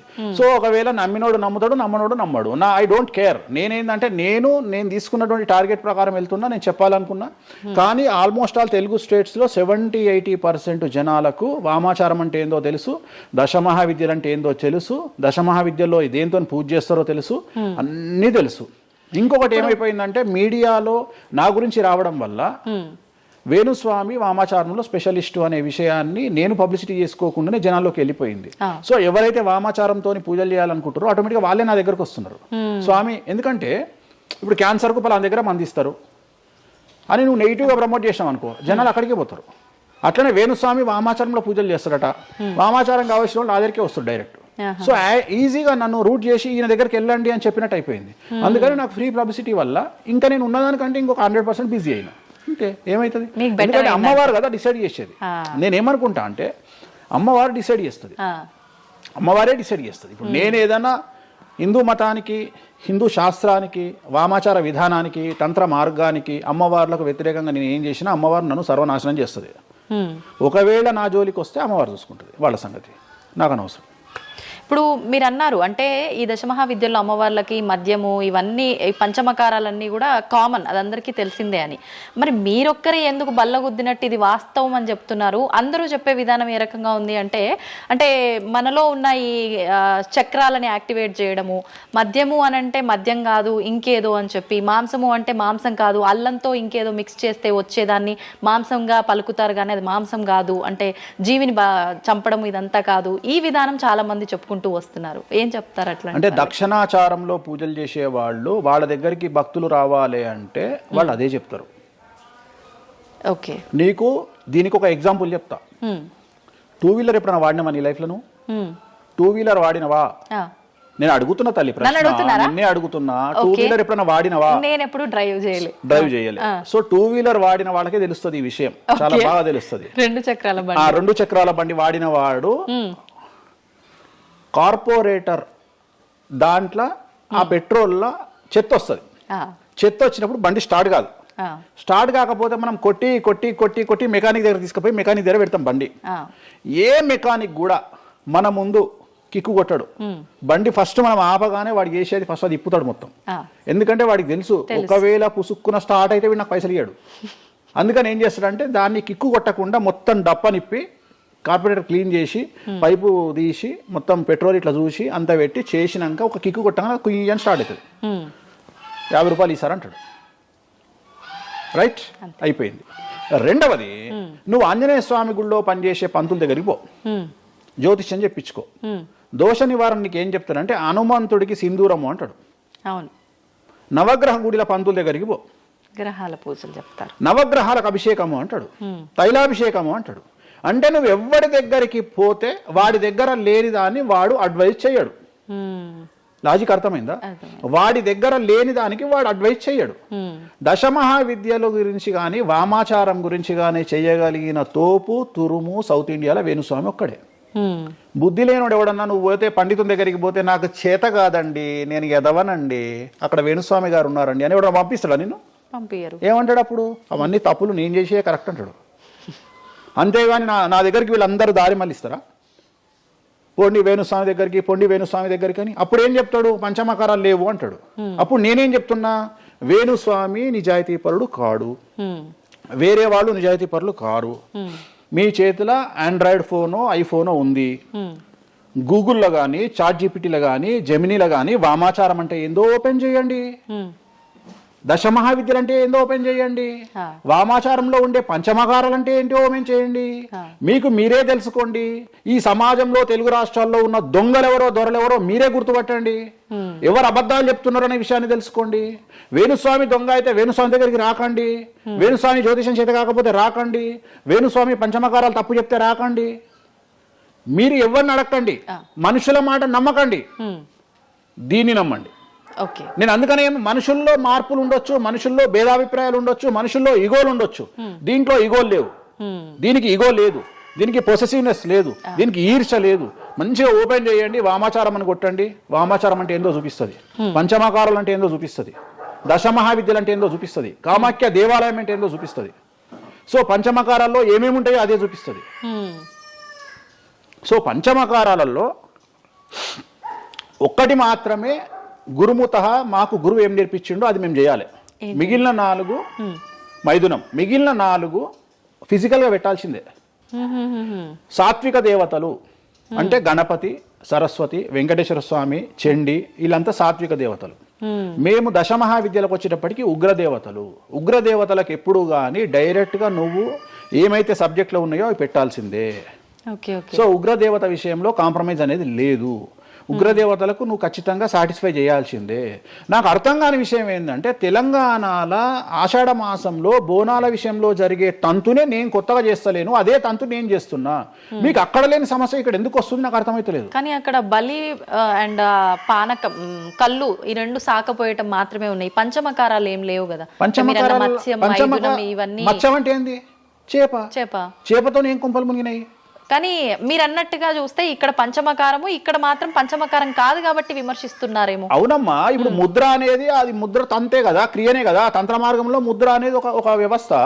మత్స్యము అంటే చేపనే కదా. నువ్వు కొత్తగా పెట్టేది ఏముందాడా? మటను, మద్యము, మత్స్యము, ఇంకొకటి ఎక్కువ వస్తుంది నీకు, అంతే అంతే కదా నువ్వు పెట్టేది. కానీ అది కూడా ప్రాంతాన్ని బట్టి చేయాల్సిన విధానము. దాన్ని తీసుకొచ్చి ఇక్కడ మాట్లాడేది ఏంది, ఎందుకు మాట్లాడాలి అని అంటున్నారు కదా. సో ఇప్పుడు ఒక ప్రాంతానికే దేవత పరిమితం అయితే అట్లా అని కాదు, కొంతమంది ప్రాంతానికి పరిమితమై ఉంటారు, కొంతమంది గ్రామానికి పరిమితమై ఉంటారు, అలా ఉంటూ ఉంటారు కదా. మరి అక్కడ కామాఖ్య దగ్గరే చేయాలి, కామాఖ్య దగ్గరే మాట్లాడాలి, ఆ పూజలు తీసుకొచ్చి ఇక్కడ చేయడం ఎందుకు? ఇక్కడ నేనేం చేయలేదే అనే వాళ్ళు ఉన్నారు. అవునమ్మా, అదే చెప్తున్నా. వాళ్ళు ఎందుకు అంటున్నారు అంటే వాళ్ళకి పుట్టబోతుంది కదా, వాళ్ళ కూడు దగ్గర, నోటి దగ్గర కూడిపోతుంది కదా, మస్తుగా మాట్లాడతారు. ఇది ఏమైతుంది, నేను ఒక లాజిక్ చెప్తా. ఇప్పుడు నీకు ఒక షాపు నడుస్తుంది, బుక్ స్టాల్ అంటే, ఎదురుగా ఇంకో బుక్ స్టాల్ పెట్టినప్పుడు ఆటోమేటిక్గా వీడు దెబ్బతింటాడు. నేను ఒక కొత్త మార్గం ఎంచుకున్నా. ఈ కొత్త మార్గం ఎంచుకోవడానికి దమ్ము ధైర్యం కావాలి. నా వేలో నేను వెళ్తున్నా. నన్ను విమర్శించడానికి చాలా మంది వస్తారు. కారణం ఏంటి అంటే వేణుస్వామి ఒక్కడే. కానీ 99 మంది పాజిటివ్ దక్షిణాచారంలో వెళ్తే వేణుస్వామి ఒక్కడే వామాచారంలో వెళ్తున్నాడు. వీళ్ళకి నేను అందరికీ కాంపిటీటర్గా వీళ్ళు భావిస్తున్నారు. నేనేమంటున్నా అంటే, సార్ నీకు నేను కాంపిటీటరే కాదు, ఎందుకంటే మీరందరూ సౌందర్య, మన ఆమె పేరు ఇంకో సాయి, ఏమో హీరోయిన్ పేరు ఏదో ఉంటుంది కదా, సాయి పల్లవి. సో మీరంతా సాయి పల్లవి, సౌందర్య టైపు, నేను సన్నీ లియోన్ టైపు. నన్ను వదిలేయండి, నన్ను వదిలేయండి. నాకు మీకు కాంపిటీషన్ లేదు. నేను బికినీ మీద తిరుగుతా, నేను అన్ని వదిలేసుకున్నా. నా మొలదారం కూడా తీసి పక్కకు పెట్టిన. అంటే నాకు బట్టలు ఇప్పే అవకాశం మీకు ఇయ్యట్లా, మొత్తం ఇప్పేసుకున్నా నేను ఆల్రెడీ. మీరు ఇప్పుదామంటే ఏం లేవు నా దగ్గర చివరికి నా అండర్వేర్తో సహా, నా మొలదారంతో సహా ఇప్పుకున్నా. ఇంకేం లేవు మీరు ఇప్పడానికి. సో మీ పని మీరు చేసుకోండి, మీరు సాత్విక దేవతలను ఆరాధించుకోండి, మీరు ఏం చేసుకోండి. వీళ్ళదంతా ఏ కాన్సెప్ట్ అంటే, సువర్ణ పుష్పార్థం అక్షదాం సమర్పయామి అంటే, సువర్ణ పుష్పం అనుకొని అక్షతలేనైనా మీరు అదే బ్యాచ్. మంద అనుకొని మటన్ అయినా, మాంసం అనుకొని మటన్ అయినా, మంద అనుకొని స్కాచ్ పోయినైనా, నాది ఆ బ్యాచ్. నా బ్యాచ్ నాదే. నేను జెన్యూన్గా ఏం కావాలనో అమ్మవారికి అదే ఇస్తా. చాలామంది శాస్త్రంలో వారాహి అమ్మవారికి ఎరుపు రంగు అన్నము నైవేద్యంగా పెట్టమని చెప్పారు. ఇక మన మేధావులు ఇంత కుంకుమ తీసుకొని అన్నంలో కలిపి ఇక ఫీల్ అవుతుంటాడు, ఇక వాడికి రక్తం కలిపినట్టే ఇక తీసుకొచ్చి పెడతాడు. అంటే నువ్వు అమ్మవారిని పిచ్చిదాన్ని చేస్తావా? శాస్త్రం ఏం చెప్పింది, నువ్వేం చేస్తున్నావు అంటే చెక్ చేసుకోమని చెప్పి ఇవి చెప్ప చేత కాదు ఎవరికి. శాస్త్రం ఏం చెప్పింది, వారాహి అమ్మవారికి ఎరుపు రంగులో అన్నం పెట్టమని చెప్పింది. నువ్వేం చేస్తున్నావు, అమ్మవారిని మోసం చేసి కుంకుమతో అన్నం పెడుతున్నావు. ఆ కుంకుమ కూడా ఒరిజినల్ కాదు, డూప్లికేట్ కుంకుమ. సో అక్కడ ఏం పెట్టాలనో నాకు తెలుసు, నువ్వు వాటి పెడతలేవు. అమ్మవారు నిన్నెందుకురా అనుగ్రహిస్తుంది? అమ్మవారిని నిన్ను ఎందుకు అనుగ్రహించాలి అంటే, నువ్వు అమ్మవారిని మోసం చేసే మొనగానివి కదా, మోనార్కు కదా నువ్వు. నేను మోసం చేయ అమ్మవారిని. రెండవది, నన్ను నమ్మితే నా దగ్గరికి రమ్మంటున్నా. నా మాట వినకండి, వాళ్ళ మాటనే వినండి, ఈ శుద్ధపూసల మాటనే వినండి, నా మాట వినకండి. ఫస్ట్ మీరు నన్ను మెచ్చుకున్న వీడియో దయచేసి చూడకండి.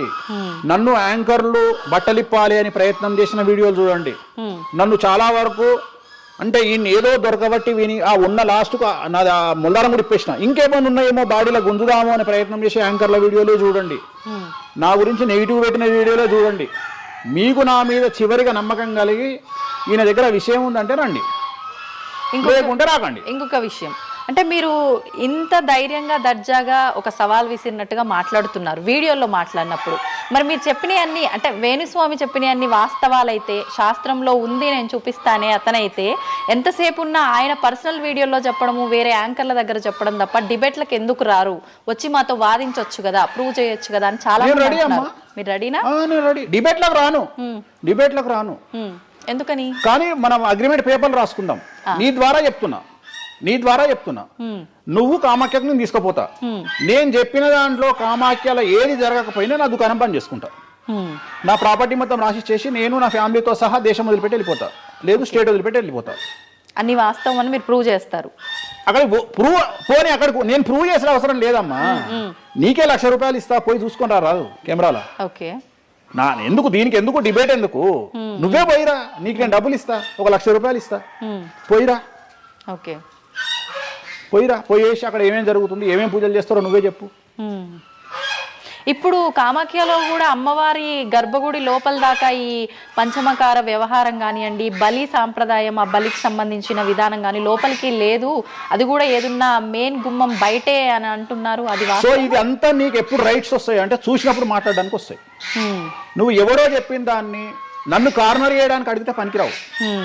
నేను అనే పాయింట్ ఏంటంటే ఇవన్నీ షో చేయడానికి పని చేయనటువంటి వ్యవస్థ, అంటే ఇవన్నీ నేను వీడియో రూపంలో మీ ముందుకు తీసుకురావాలనేటువంటి వ్యవస్థ. సో దీనికోసము నువ్వు వాళ్ళ కోణంలో నన్ను ప్రశ్న అడిగినావు అనుకో, నేనేమంటున్నా అంటే నా కోణంలో అడిగిపిస్తా, వచ్చి చూడు. నా కోణంలో నువ్వు ఎప్పుడు అడుగుతావు? నాతో పాటు వచ్చినప్పుడు అడుగుతావు. నువ్వు నాతో పాటు చూడకపోతే నువ్వెట్లా అడుగుతావు? అట్లనంట ఇట్లనంట. ఇప్పుడు నార్త్ ఇండియా వాడు ఉన్నాడు, నేపాల్లో ఉంటాడు, వానికి వెంకటేశ్వర స్వామి విగ్రహం ఏందో తెలియదు. సపోజ్ వానికి ఎవడో చెప్పిండు ఎల్లిగాడు వెంకటేశ్వర స్వామి కాదు ఆడ అమ్మవారు ఉన్నదని, వాడు కూడా నువ్వు అడిగినట్టే అక్కడ లోకల్ యాంకర్ అడుగుతుంది, ఆడ వెంకటేశ్వర స్వామి కాదట అమ్మవారు ఉన్నదట కదా అంటాడు. నువ్వు చూస్తే అరే పిచ్చినయాలా, అరే ఎదవనయాలా, ఆడున్నది వెంకటేశ్వర స్వామిరా, దేవుడురా అని చెప్తావు. అవునా? నువ్వు ఆ కామాఖ్య అమ్మ వాడిని చూస్తానని ఇట్లా అడగకపోతుంటే నువ్వేమడుగుతుంటే నీ వర్షన్ మారుతున్నా, వేణుస్వామి గారు మిమ్మల్ని ఎందుకు టార్గెట్ చేస్తున్నారండి ఎదవలు అని అడిగే విధానం మారుతుంది. నువ్వు చూడకపోతే నీకు ఎక్కడ అడుగుతావు? నీ ఆలోచన విధానం ఏంటంటే ఈయన ఏమన్నా ఇరుకున పెడదామా అనే ఆలోచనే తప్ప, అరే ఈయన నేను చూడలేదు కదా, నాకు రైట్సే లేవే అని నువ్వు అనుకుంటలేవు. నీకు రైట్స్ ఎక్కడ ఉన్నాయమ్మా అడగడానికి?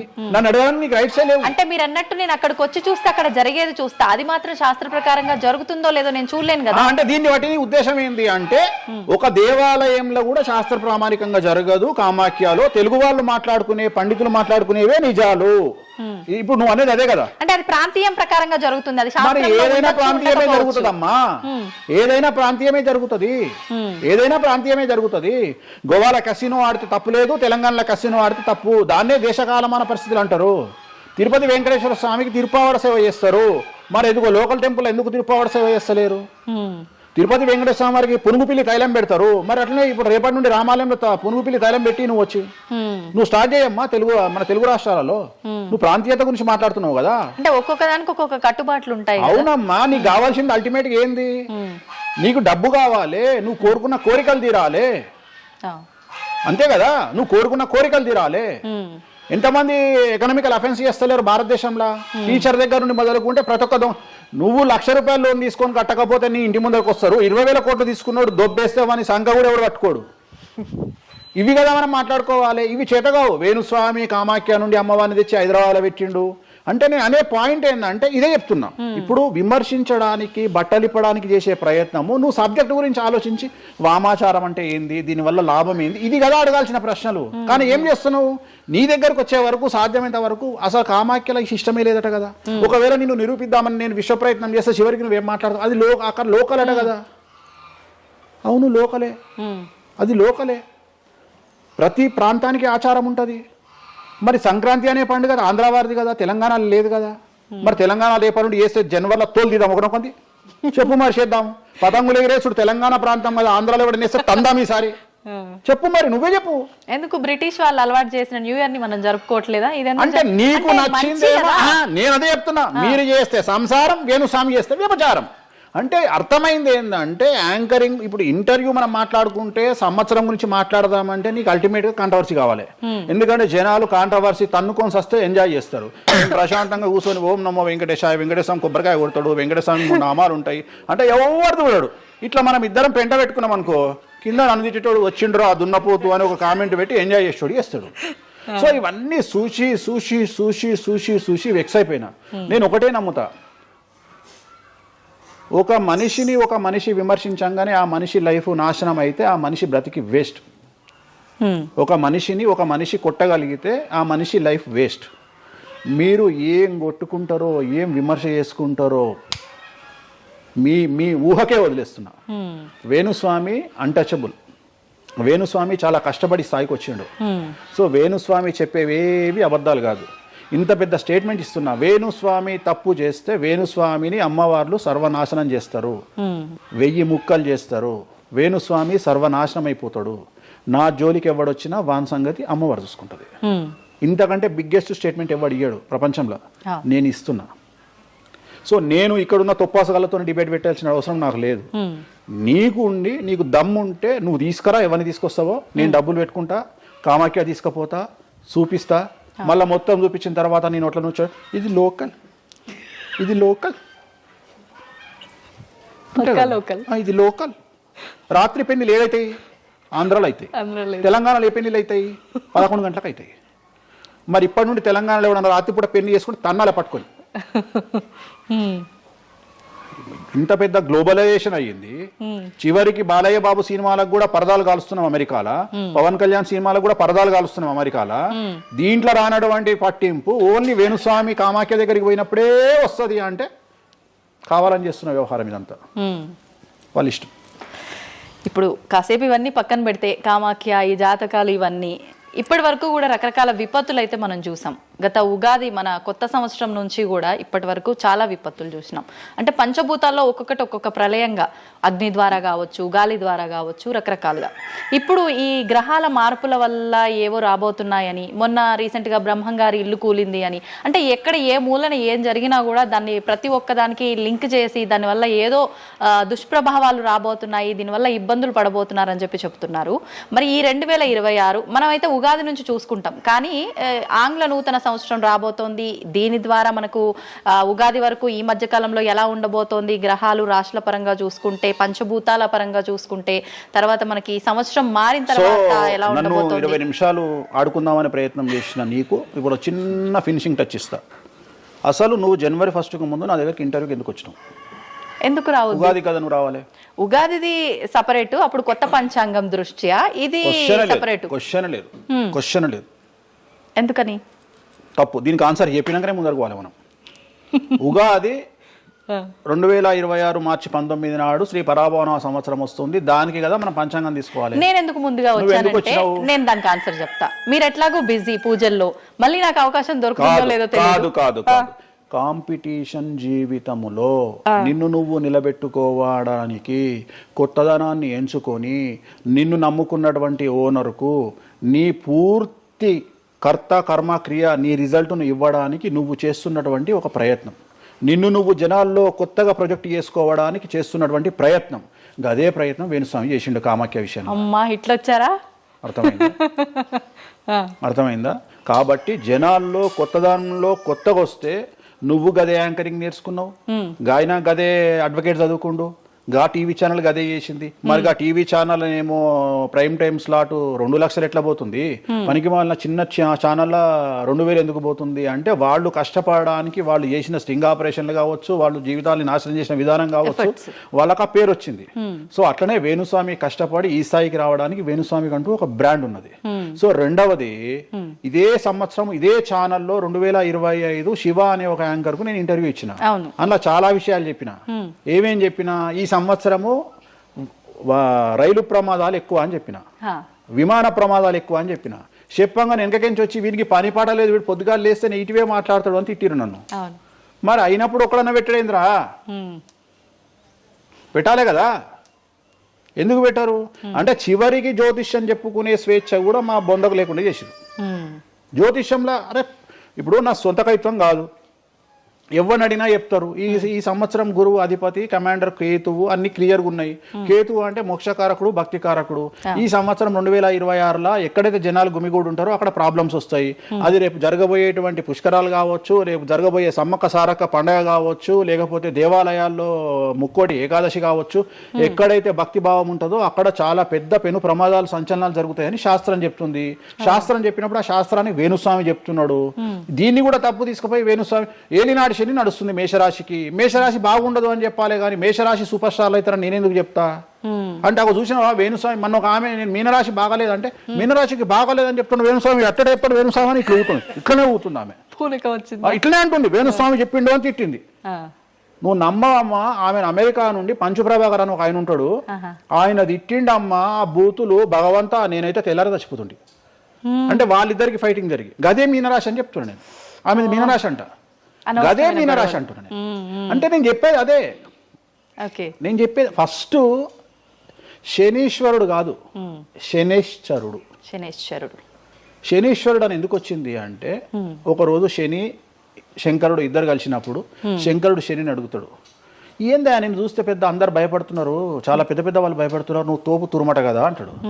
అంటే నేను తోపు తురుమా కాదా, రేపు చెప్తా నీ సంగతి అంటాడు. ఎవరు? శని ఈశ్వరుని అంటాడు. అంటే ఏంది అంటే, రేపు నీ టైం వచ్చింది, నీ సంగతి ఏందో చెప్తా అంటాడు. అంటే తెల్లవారి పొద్దున సూర్యోదయానికి శంకరుడు పోయి ఒక చెట్టు తొర్రలో దాచుకొని సాయంత్రం సూర్యాస్తమయం వరకు చెట్టు తొర్రలోనే ఉంటాడు. ఉండి బయటకు వస్తాడు. బయటకు వచ్చిన తర్వాత శని ఎదురుపడితే, నన్నేమో చేస్తా అన్నావు కదా, ఏం చేసినావు అంటాడు.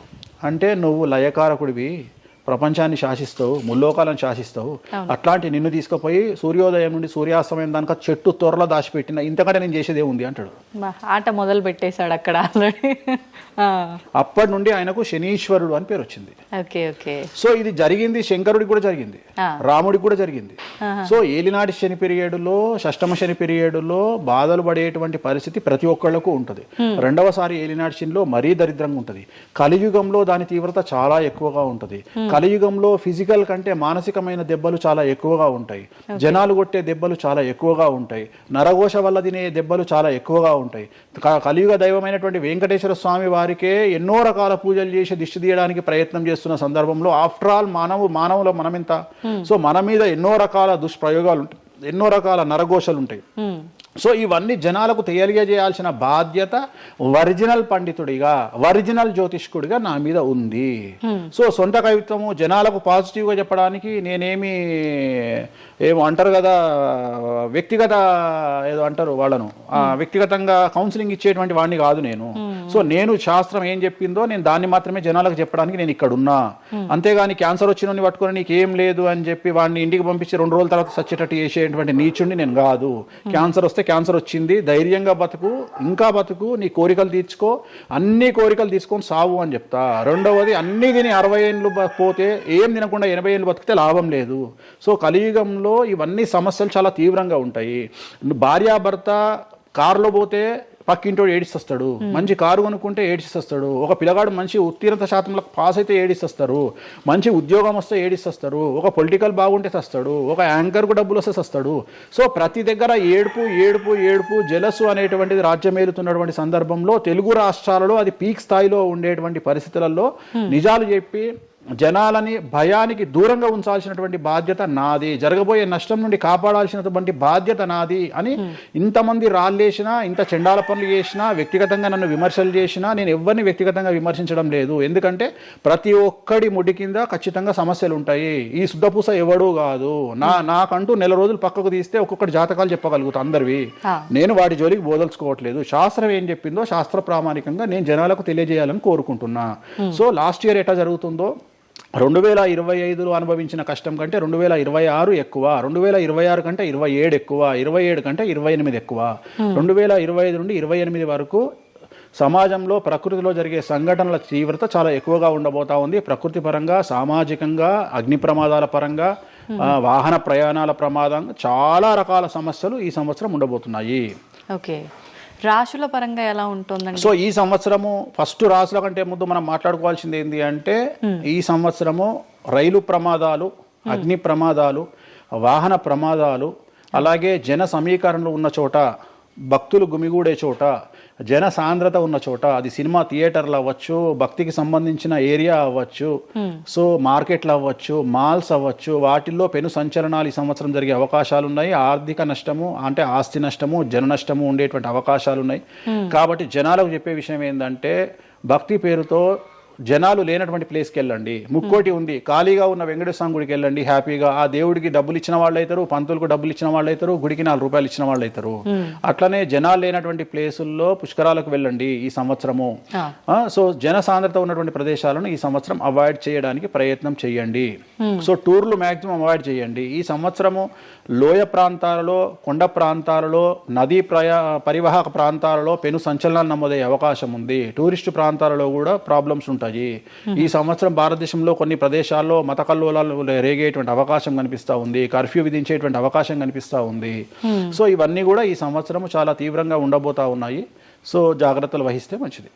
ఓకే, ఇప్పుడు అంటే ఇవి ఎవరికి, అంటే ఏదైనా గ్రహాల్లో మార్పులు ఉన్న వాళ్ళకా, లేదంటే అంటే ఇదంతా మనం ప్రకృతి పరంగా చెప్తాం. ప్రకృతి పరంగా దాంట్లో ఎవరు ఉంటారు అంటే చనిపోయే వాళ్ళని తీసుకుంటే ఆ బాధితులు ఎవరైతే ఉంటారో వాళ్ళ జాతకంలో ఏలినాటి శనో, షష్టమ స్థానంలో శనో, వ్యయ గురువో ఉంటాడు. ఓకే. సో మనం వాళ్ళే అని చెప్పలేం కదా, అక్కడికి పోయిన వాళ్ళల్లో వాళ్ళు ఉంటారు. ఓకే. ఎవడైతే నష్టజాతకుడు ఉంటాడో వాడికి ఆ ఇన్సిడెంట్ జరుగుతుంది. సో ఇది ఓవరాల్ గా సంవత్సర ప్రిడిక్షన్ అంటారు. ఓకే. సో రాబోతున్నటువంటి సంవత్సరం పేరు కూడా చాలా చాలా చాలా కాంట్రవర్షియల్ నేమ్, పరాభవనామ సంవత్సరము. పరాభవము అంటే ఓటమి, అవమానముతో కూడిన ఓటమి అని అర్థం. పరాభవము, దుర్యోధనుడికి మయసభలో జరిగినది పరాభవము.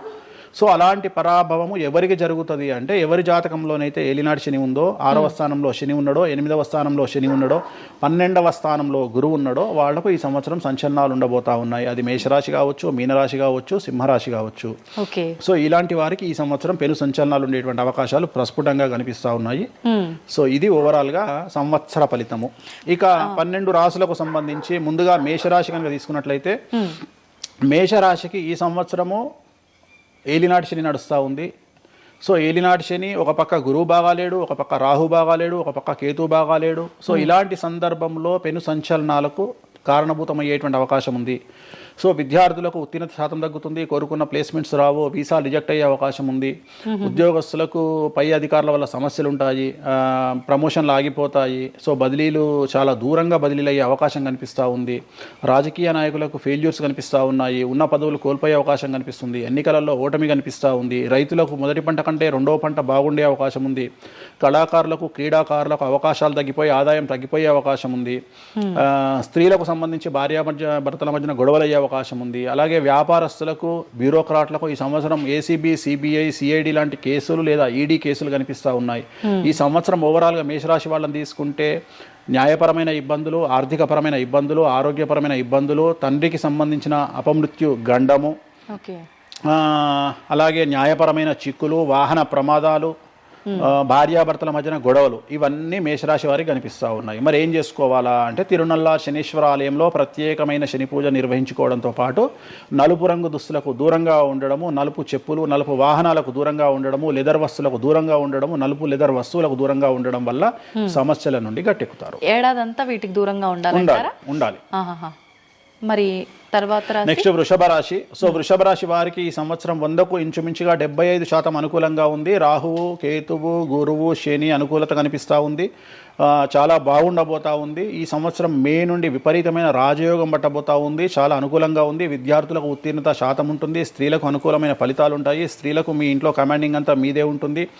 రాజకీయ నాయకులకు ఎన్నికలలో విజయాలు సాధిస్తారు. డబ్బులు ఎక్కువ ఖర్చైనా విజయాలు సాధిస్తారు. అలాగే రైతులకు 2 పంటల దిగుబడి, రాబడి బాగుంటుంది. విద్యార్థులకు కోరుకున్న ప్రదేశాల్లో సీట్లు వస్తాయి. ఉత్తీర్ణత శాతం పెరుగుతుంది.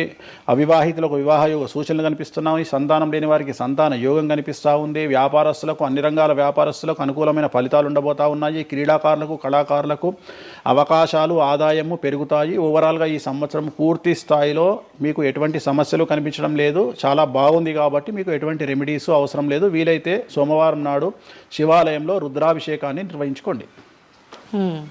సో నెక్స్ట్ మిథున రాశి. ఈ సంవత్సరం ఏదైనా రాశి 100కు 110% అనుకూలంగా ఉంది అంటే మిథున రాశి. సో గురువు, రాహువు, కేతువు అన్ని గ్రహాలు అనుకూలంగా ఉన్నాయి.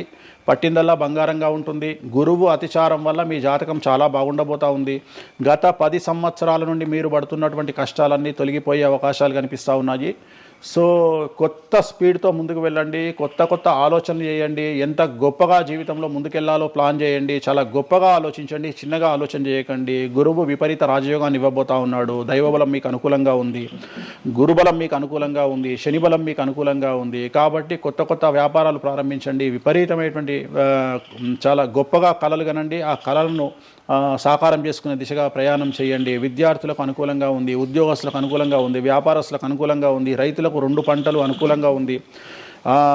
సో ప్రతి వాళ్ళు చెరువులు, తర్వాత చేపల చెరువులు, రొయ్యల చెరువులు పండించే వాళ్ళకు అనుకూలంగా ఉంది. పౌల్ట్రీ ఫామ్ వాళ్ళకు అనుకూలంగా ఉంది. రాజకీయ రంగం వారికి అనుకూలంగా ప్రజల్లో మంచి మార్పులు కనిపిస్తూ ఉన్నాయి.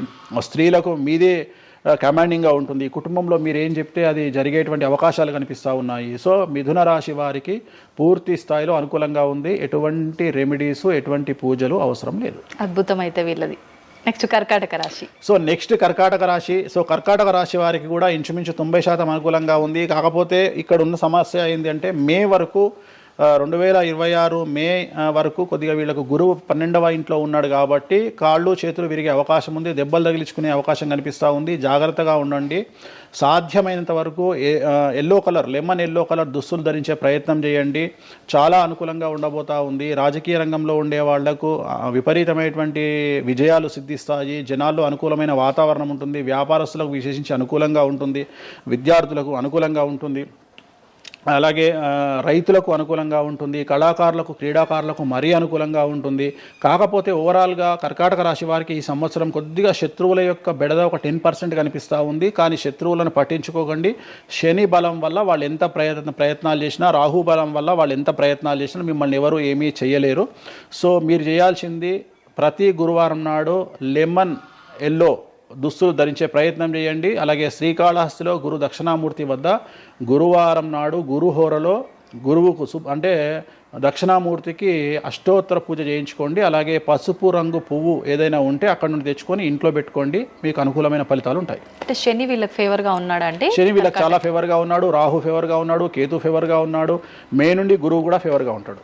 అది ఉన్న చిన్న చిన్న ఇబ్బందులకు కూడా ఏమైనా దానాలు అలాంటివి అదే మనం చెప్పినాం. ఎందుకు గురువు లెమన్ ఎల్లో కలర్ గురువుకు దక్షిణామూర్తి సరిపోతుంది. ఇంకా అవసరం లేదు, ఇంకా దానాలు అవసరం లేదు. మరి తదుపరి రాశి సో నెక్స్ట్ సింహరాశి. సింహరాశికి ఈ సంవత్సరం అష్టమ శని నడుస్తూ ఉంది. గురువు వ్యతిరేకమైన ఫలితాలు. రాహు కేతువు చాలా నెగిటివ్గా ఉన్నారు. సో ఇంచుమించుగా 4 గ్రహాలు వ్యతిరేకమైన దిశలో ఉన్నాయి. అష్టమ శని అంటే తల్లికి ఆరోగ్యపరమైన ఇబ్బందులు ఉంటాయి, మానసికమైన ఇబ్బందులు ఉంటాయి, శారీరకమైనటువంటి అనారోగ్య సమస్యలు ఉంటాయి. అలాగే ఆర్థికపరమైన ఇబ్బందులు, న్యాయపరమైన చికాకులు ఉంటాయి. జాగ్రత్తగా ఉండండి. నలుపు రంగు దుస్తులకు దూరంగా ఉండండి. విద్యార్థులకు సమస్యలు, ఉద్యోగస్తులకు సమస్యలు, వ్యాపారస్తులకు సమస్యలు, ఈడీ కేసులు, పోలీస్ కేసులు, బ్యూరోక్రాట్స్కు సిబిఐ కేసులు, రైతులకు పంటల దిగుబడిలో నష్టము, కళాకారులకు, క్రీడాకారులకు వాళ్ళ అవకాశాలను ఇతరులు దక్కించుకునేటువంటి అవకాశం కనిపిస్తూ ఉంది. స్త్రీలకు భార్యాభర్తల మధ్యన గొడవలు. సో ఓవరాల్గా సింహరాశి వారికి ఏ రంగంలో వారైనా సమస్యలు కనిపిస్తూ ఉన్నాయి. అష్టమ శని ప్రభావం కనిపిస్తూ ఉంది కాబట్టి నలుపు రంగు దుస్తులకు దూరంగా ఉండండి. తిరునల్లార్ శనీశ్వర ఆలయంలో ప్రత్యేకమైన శని పూజను నిర్వహించుకోవడం ద్వారా సమస్యల నుండి గట్టెక్కుతారు. ఓకే. సో నెక్స్ట్ కన్యారాశి. ఈ సంవత్సరం కన్యారాశి వారికి ఇంచుమించు 75% అనుకూలంగా ఉండబోతా ఉంది. శని, అలాగే కుజుడు, రాహువు, కేతువు, గురువు అనుకూలతల వల్ల చాలా చాలా అనుకూలంగా ఉండబోతా ఉంది. ఒకే ఒక్క సమస్య ఈ సంవత్సరం ఉండేది, భార్యాభర్తల మధ్యన ఈగోలు కానీ క్లాషెస్ కానీ వచ్చే అవకాశం ఉంది. సో కాంప్రమైజ్ అవ్వడానికి ప్రయత్నించండి. భార్య దగ్గర భర్త, భర్త దగ్గర భార్య కాంప్రమైజ్ అవ్వండి. ఈగోలకు పోవద్దు, జెలస్లకు పోవద్దు. ఆర్థికపరమైన అంశాల్లో జాగ్రత్తగా ఉండండి. విద్యార్థులకు అనుకూలత కనిపిస్తూ ఉంది. రాజకీయ నాయకులకు అనుకూలత కనిపిస్తూ ఉంది. వ్యాపారస్తులకు, కళాకారులకు, క్రీడాకారులకు విశేషమైన యోగం లభించబోతూ ఉంది. న్యాయస్థానాల్లో పనిచేసే వాళ్లకు, న్యాయ సంబంధమైన వృత్తిలో ఉండే వాళ్లకు అనుకూలమైన ఫలితాలు ఉండబోతా ఉన్నాయి. స్త్రీలకు విశేషించి అనుకూలంగా ఉండబోతా ఉంది. సో ఈ సంవత్సరం కన్యారాశి వారికి పూర్తిగా అనుకూలమైనటువంటి ఫలితాలు కనిపిస్తూ ఉన్నాయి. వీరు చేయాల్సినటువంటి రెమెడీ సోమవారం నాడు రుద్రాభిషేకాన్ని శివాలయంలో నిర్వహించండి. సమస్యల నుండి గట్టెక్కుతారు. సో నెక్స్ట్ తులారాశి. తులారాశి వారికి షష్టమ స్థానంలో శని కనిపిస్తూ ఉన్నాడు. కాకపోతే గురువు విపరీత రాజయోగాన్ని ఇవ్వబోతా ఉన్నాడు. వీళ్ళకి గురు బలము మరియు దైవ బలం అనుకూలంగా ఉండడం వల్ల మీ జీవితాన్ని కొత్తగా ప్రొజెక్ట్ చేసుకునేటువంటి అవకాశం మీకు దేవుడు కల్పిస్తూ ఉన్నాడు.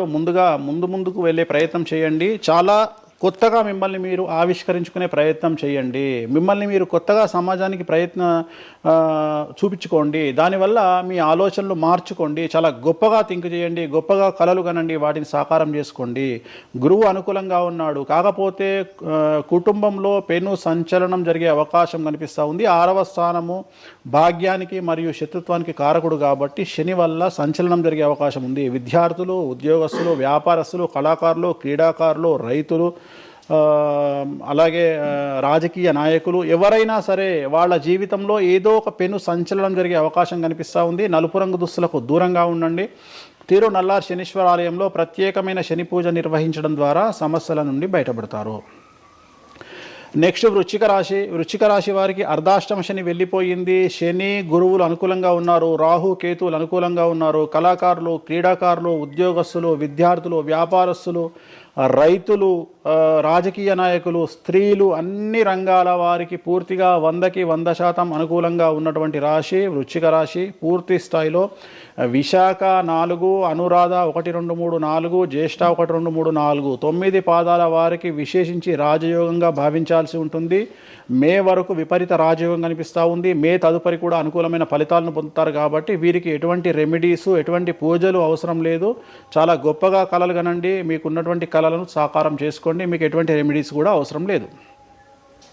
నెక్స్ట్ ధనుసు రాశి. ధనుసు రాశి వారికి అర్ధాష్టమ శని నడుస్తూ ఉంది. అర్ధాష్టమ శని అనేటువంటిది డబ్బులను అధికంగా ఇచ్చి ఆ డబ్బుల ద్వారా సమస్యలు తెచ్చేటువంటి ఒక పరిస్థితి. అంటే డబ్బులు లేకపోతేనే సమస్యలు అంటారా? డబ్బులు ఉంటే కూడా సమస్యలు. డబ్బులు ఉన్నప్పుడు వాటిని మనం ఖర్చు చేసే విధానంలో సమస్యలు, వాటిని మనం ఎలా సమాజంలో ఖర్చు పెట్టబోతున్నామనే సమస్యలు ఏర్పడేటువంటి అవకాశం ఉంది. కాబట్టి మీరు ఇన్వెస్ట్మెంట్ చేయడంలో కానీ, అప్పులు ఇవ్వడంలో కానీ, ఎవరికైనా అప్పులు ఇవ్వడంలో కానీ, చిట్టీలు వేయడంలో కానీ, సహాయం చేయబోయేటప్పుడు కానీ జాగ్రత్తలు తీసుకోండి. ఎటువంటి పరిస్థితుల్లోనూ డబ్బులు ఎవరికి ఇవ్వవద్దు. సో ధనుస్సు రాశి వారికి డబ్బు పరంగా సమస్యలు ఏర్పడే అవకాశం ఉంది. రాక డబ్బులు వచ్చినాయి కాబట్టి తీసుకెళ్ళి వేరే వాళ్ళకి ఇచ్చి మోసపోయే అవకాశాలు కనిపిస్తూ ఉన్నాయి.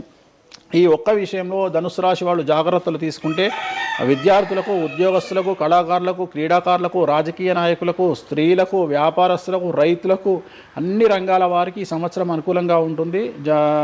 ఓన్లీ మీరు చేయాల్సిన రెమెడీ నలుపు రంగు దుస్తులకు దూరంగా ఉండండి. తిరునల్లార్ శనీశ్వర ఆలయంలో ప్రత్యేకమైన శని పూజ నిర్వహించడం ద్వారా సమస్యల నుండి గట్టెక్కుతారు.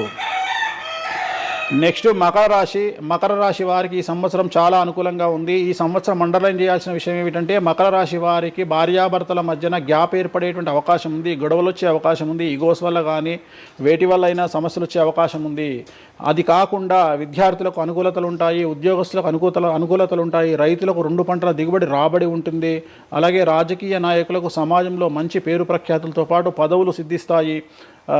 రైతులకు 2 పంటల దిగుబడి రాబడి ఉంటుంది. వ్యాపారస్తులకు రూపాయికి 100 రూపాయల లాభం ఉంటుంది. స్త్రీలకు కోరుకున్నటువంటి ఫలితాలు ఉంటాయి. అన్ని రంగాల వారికి అనుకూలమైన ఫలితాలు మకర రాశి వారికి ఉండబోతా ఉన్నాయి.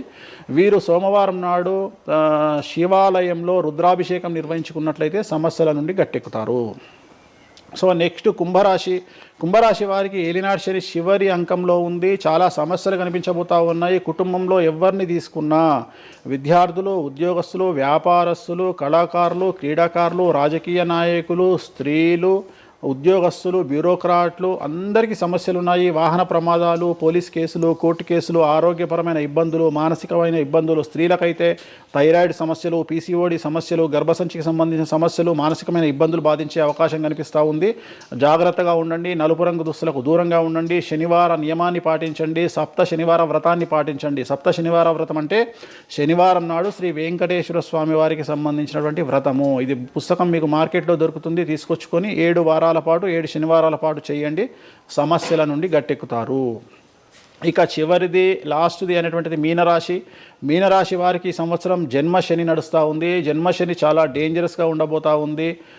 ఏ రంగంలో ఉండే వారికైనా ఈ సంవత్సరం సమస్యలు తప్పవు. ఆర్థికంగా, సామాజికంగా, న్యాయపరంగా, ఆరోగ్యపరంగా, వాహన ప్రమాదాలు అవ్వచ్చు, ఆర్థికపరమైన నష్టాలు అవ్వచ్చు, పోలీస్ కేసులు అవ్వచ్చు, ఇంట్లో తల్లిదండ్రులు ఒకళ్లకు ప్రాణగండాలు అవ్వచ్చు, భార్యాభర్తల మధ్యన గొడవలు అవ్వచ్చు. మరీ ముఖ్యంగా ఈ సంవత్సరం మీనరాశి జాతకులు ఉండేటువంటి ఇళ్లలో మగవాళ్లకు సంపాదన లేకుండా ఖాళీగా ఉండడం వల్ల ఆడవాళ్లు మాత్రమే సంపాదించి, ఆడవాళ్ల ఉద్యోగంతో డబ్బులు సంపాదించి, ఆడవాళ్ల అంటే భార్యల మీదనో, ఆడవాళ్ల కూతుళ్ళ మీదనో, తల్లి మీదనో బ్రతికేటువంటి పరిస్థితి మగవాళ్లకు ఉండే అవకాశం ఉంది. కాబట్టి ఈగోలను చంపుకోండి.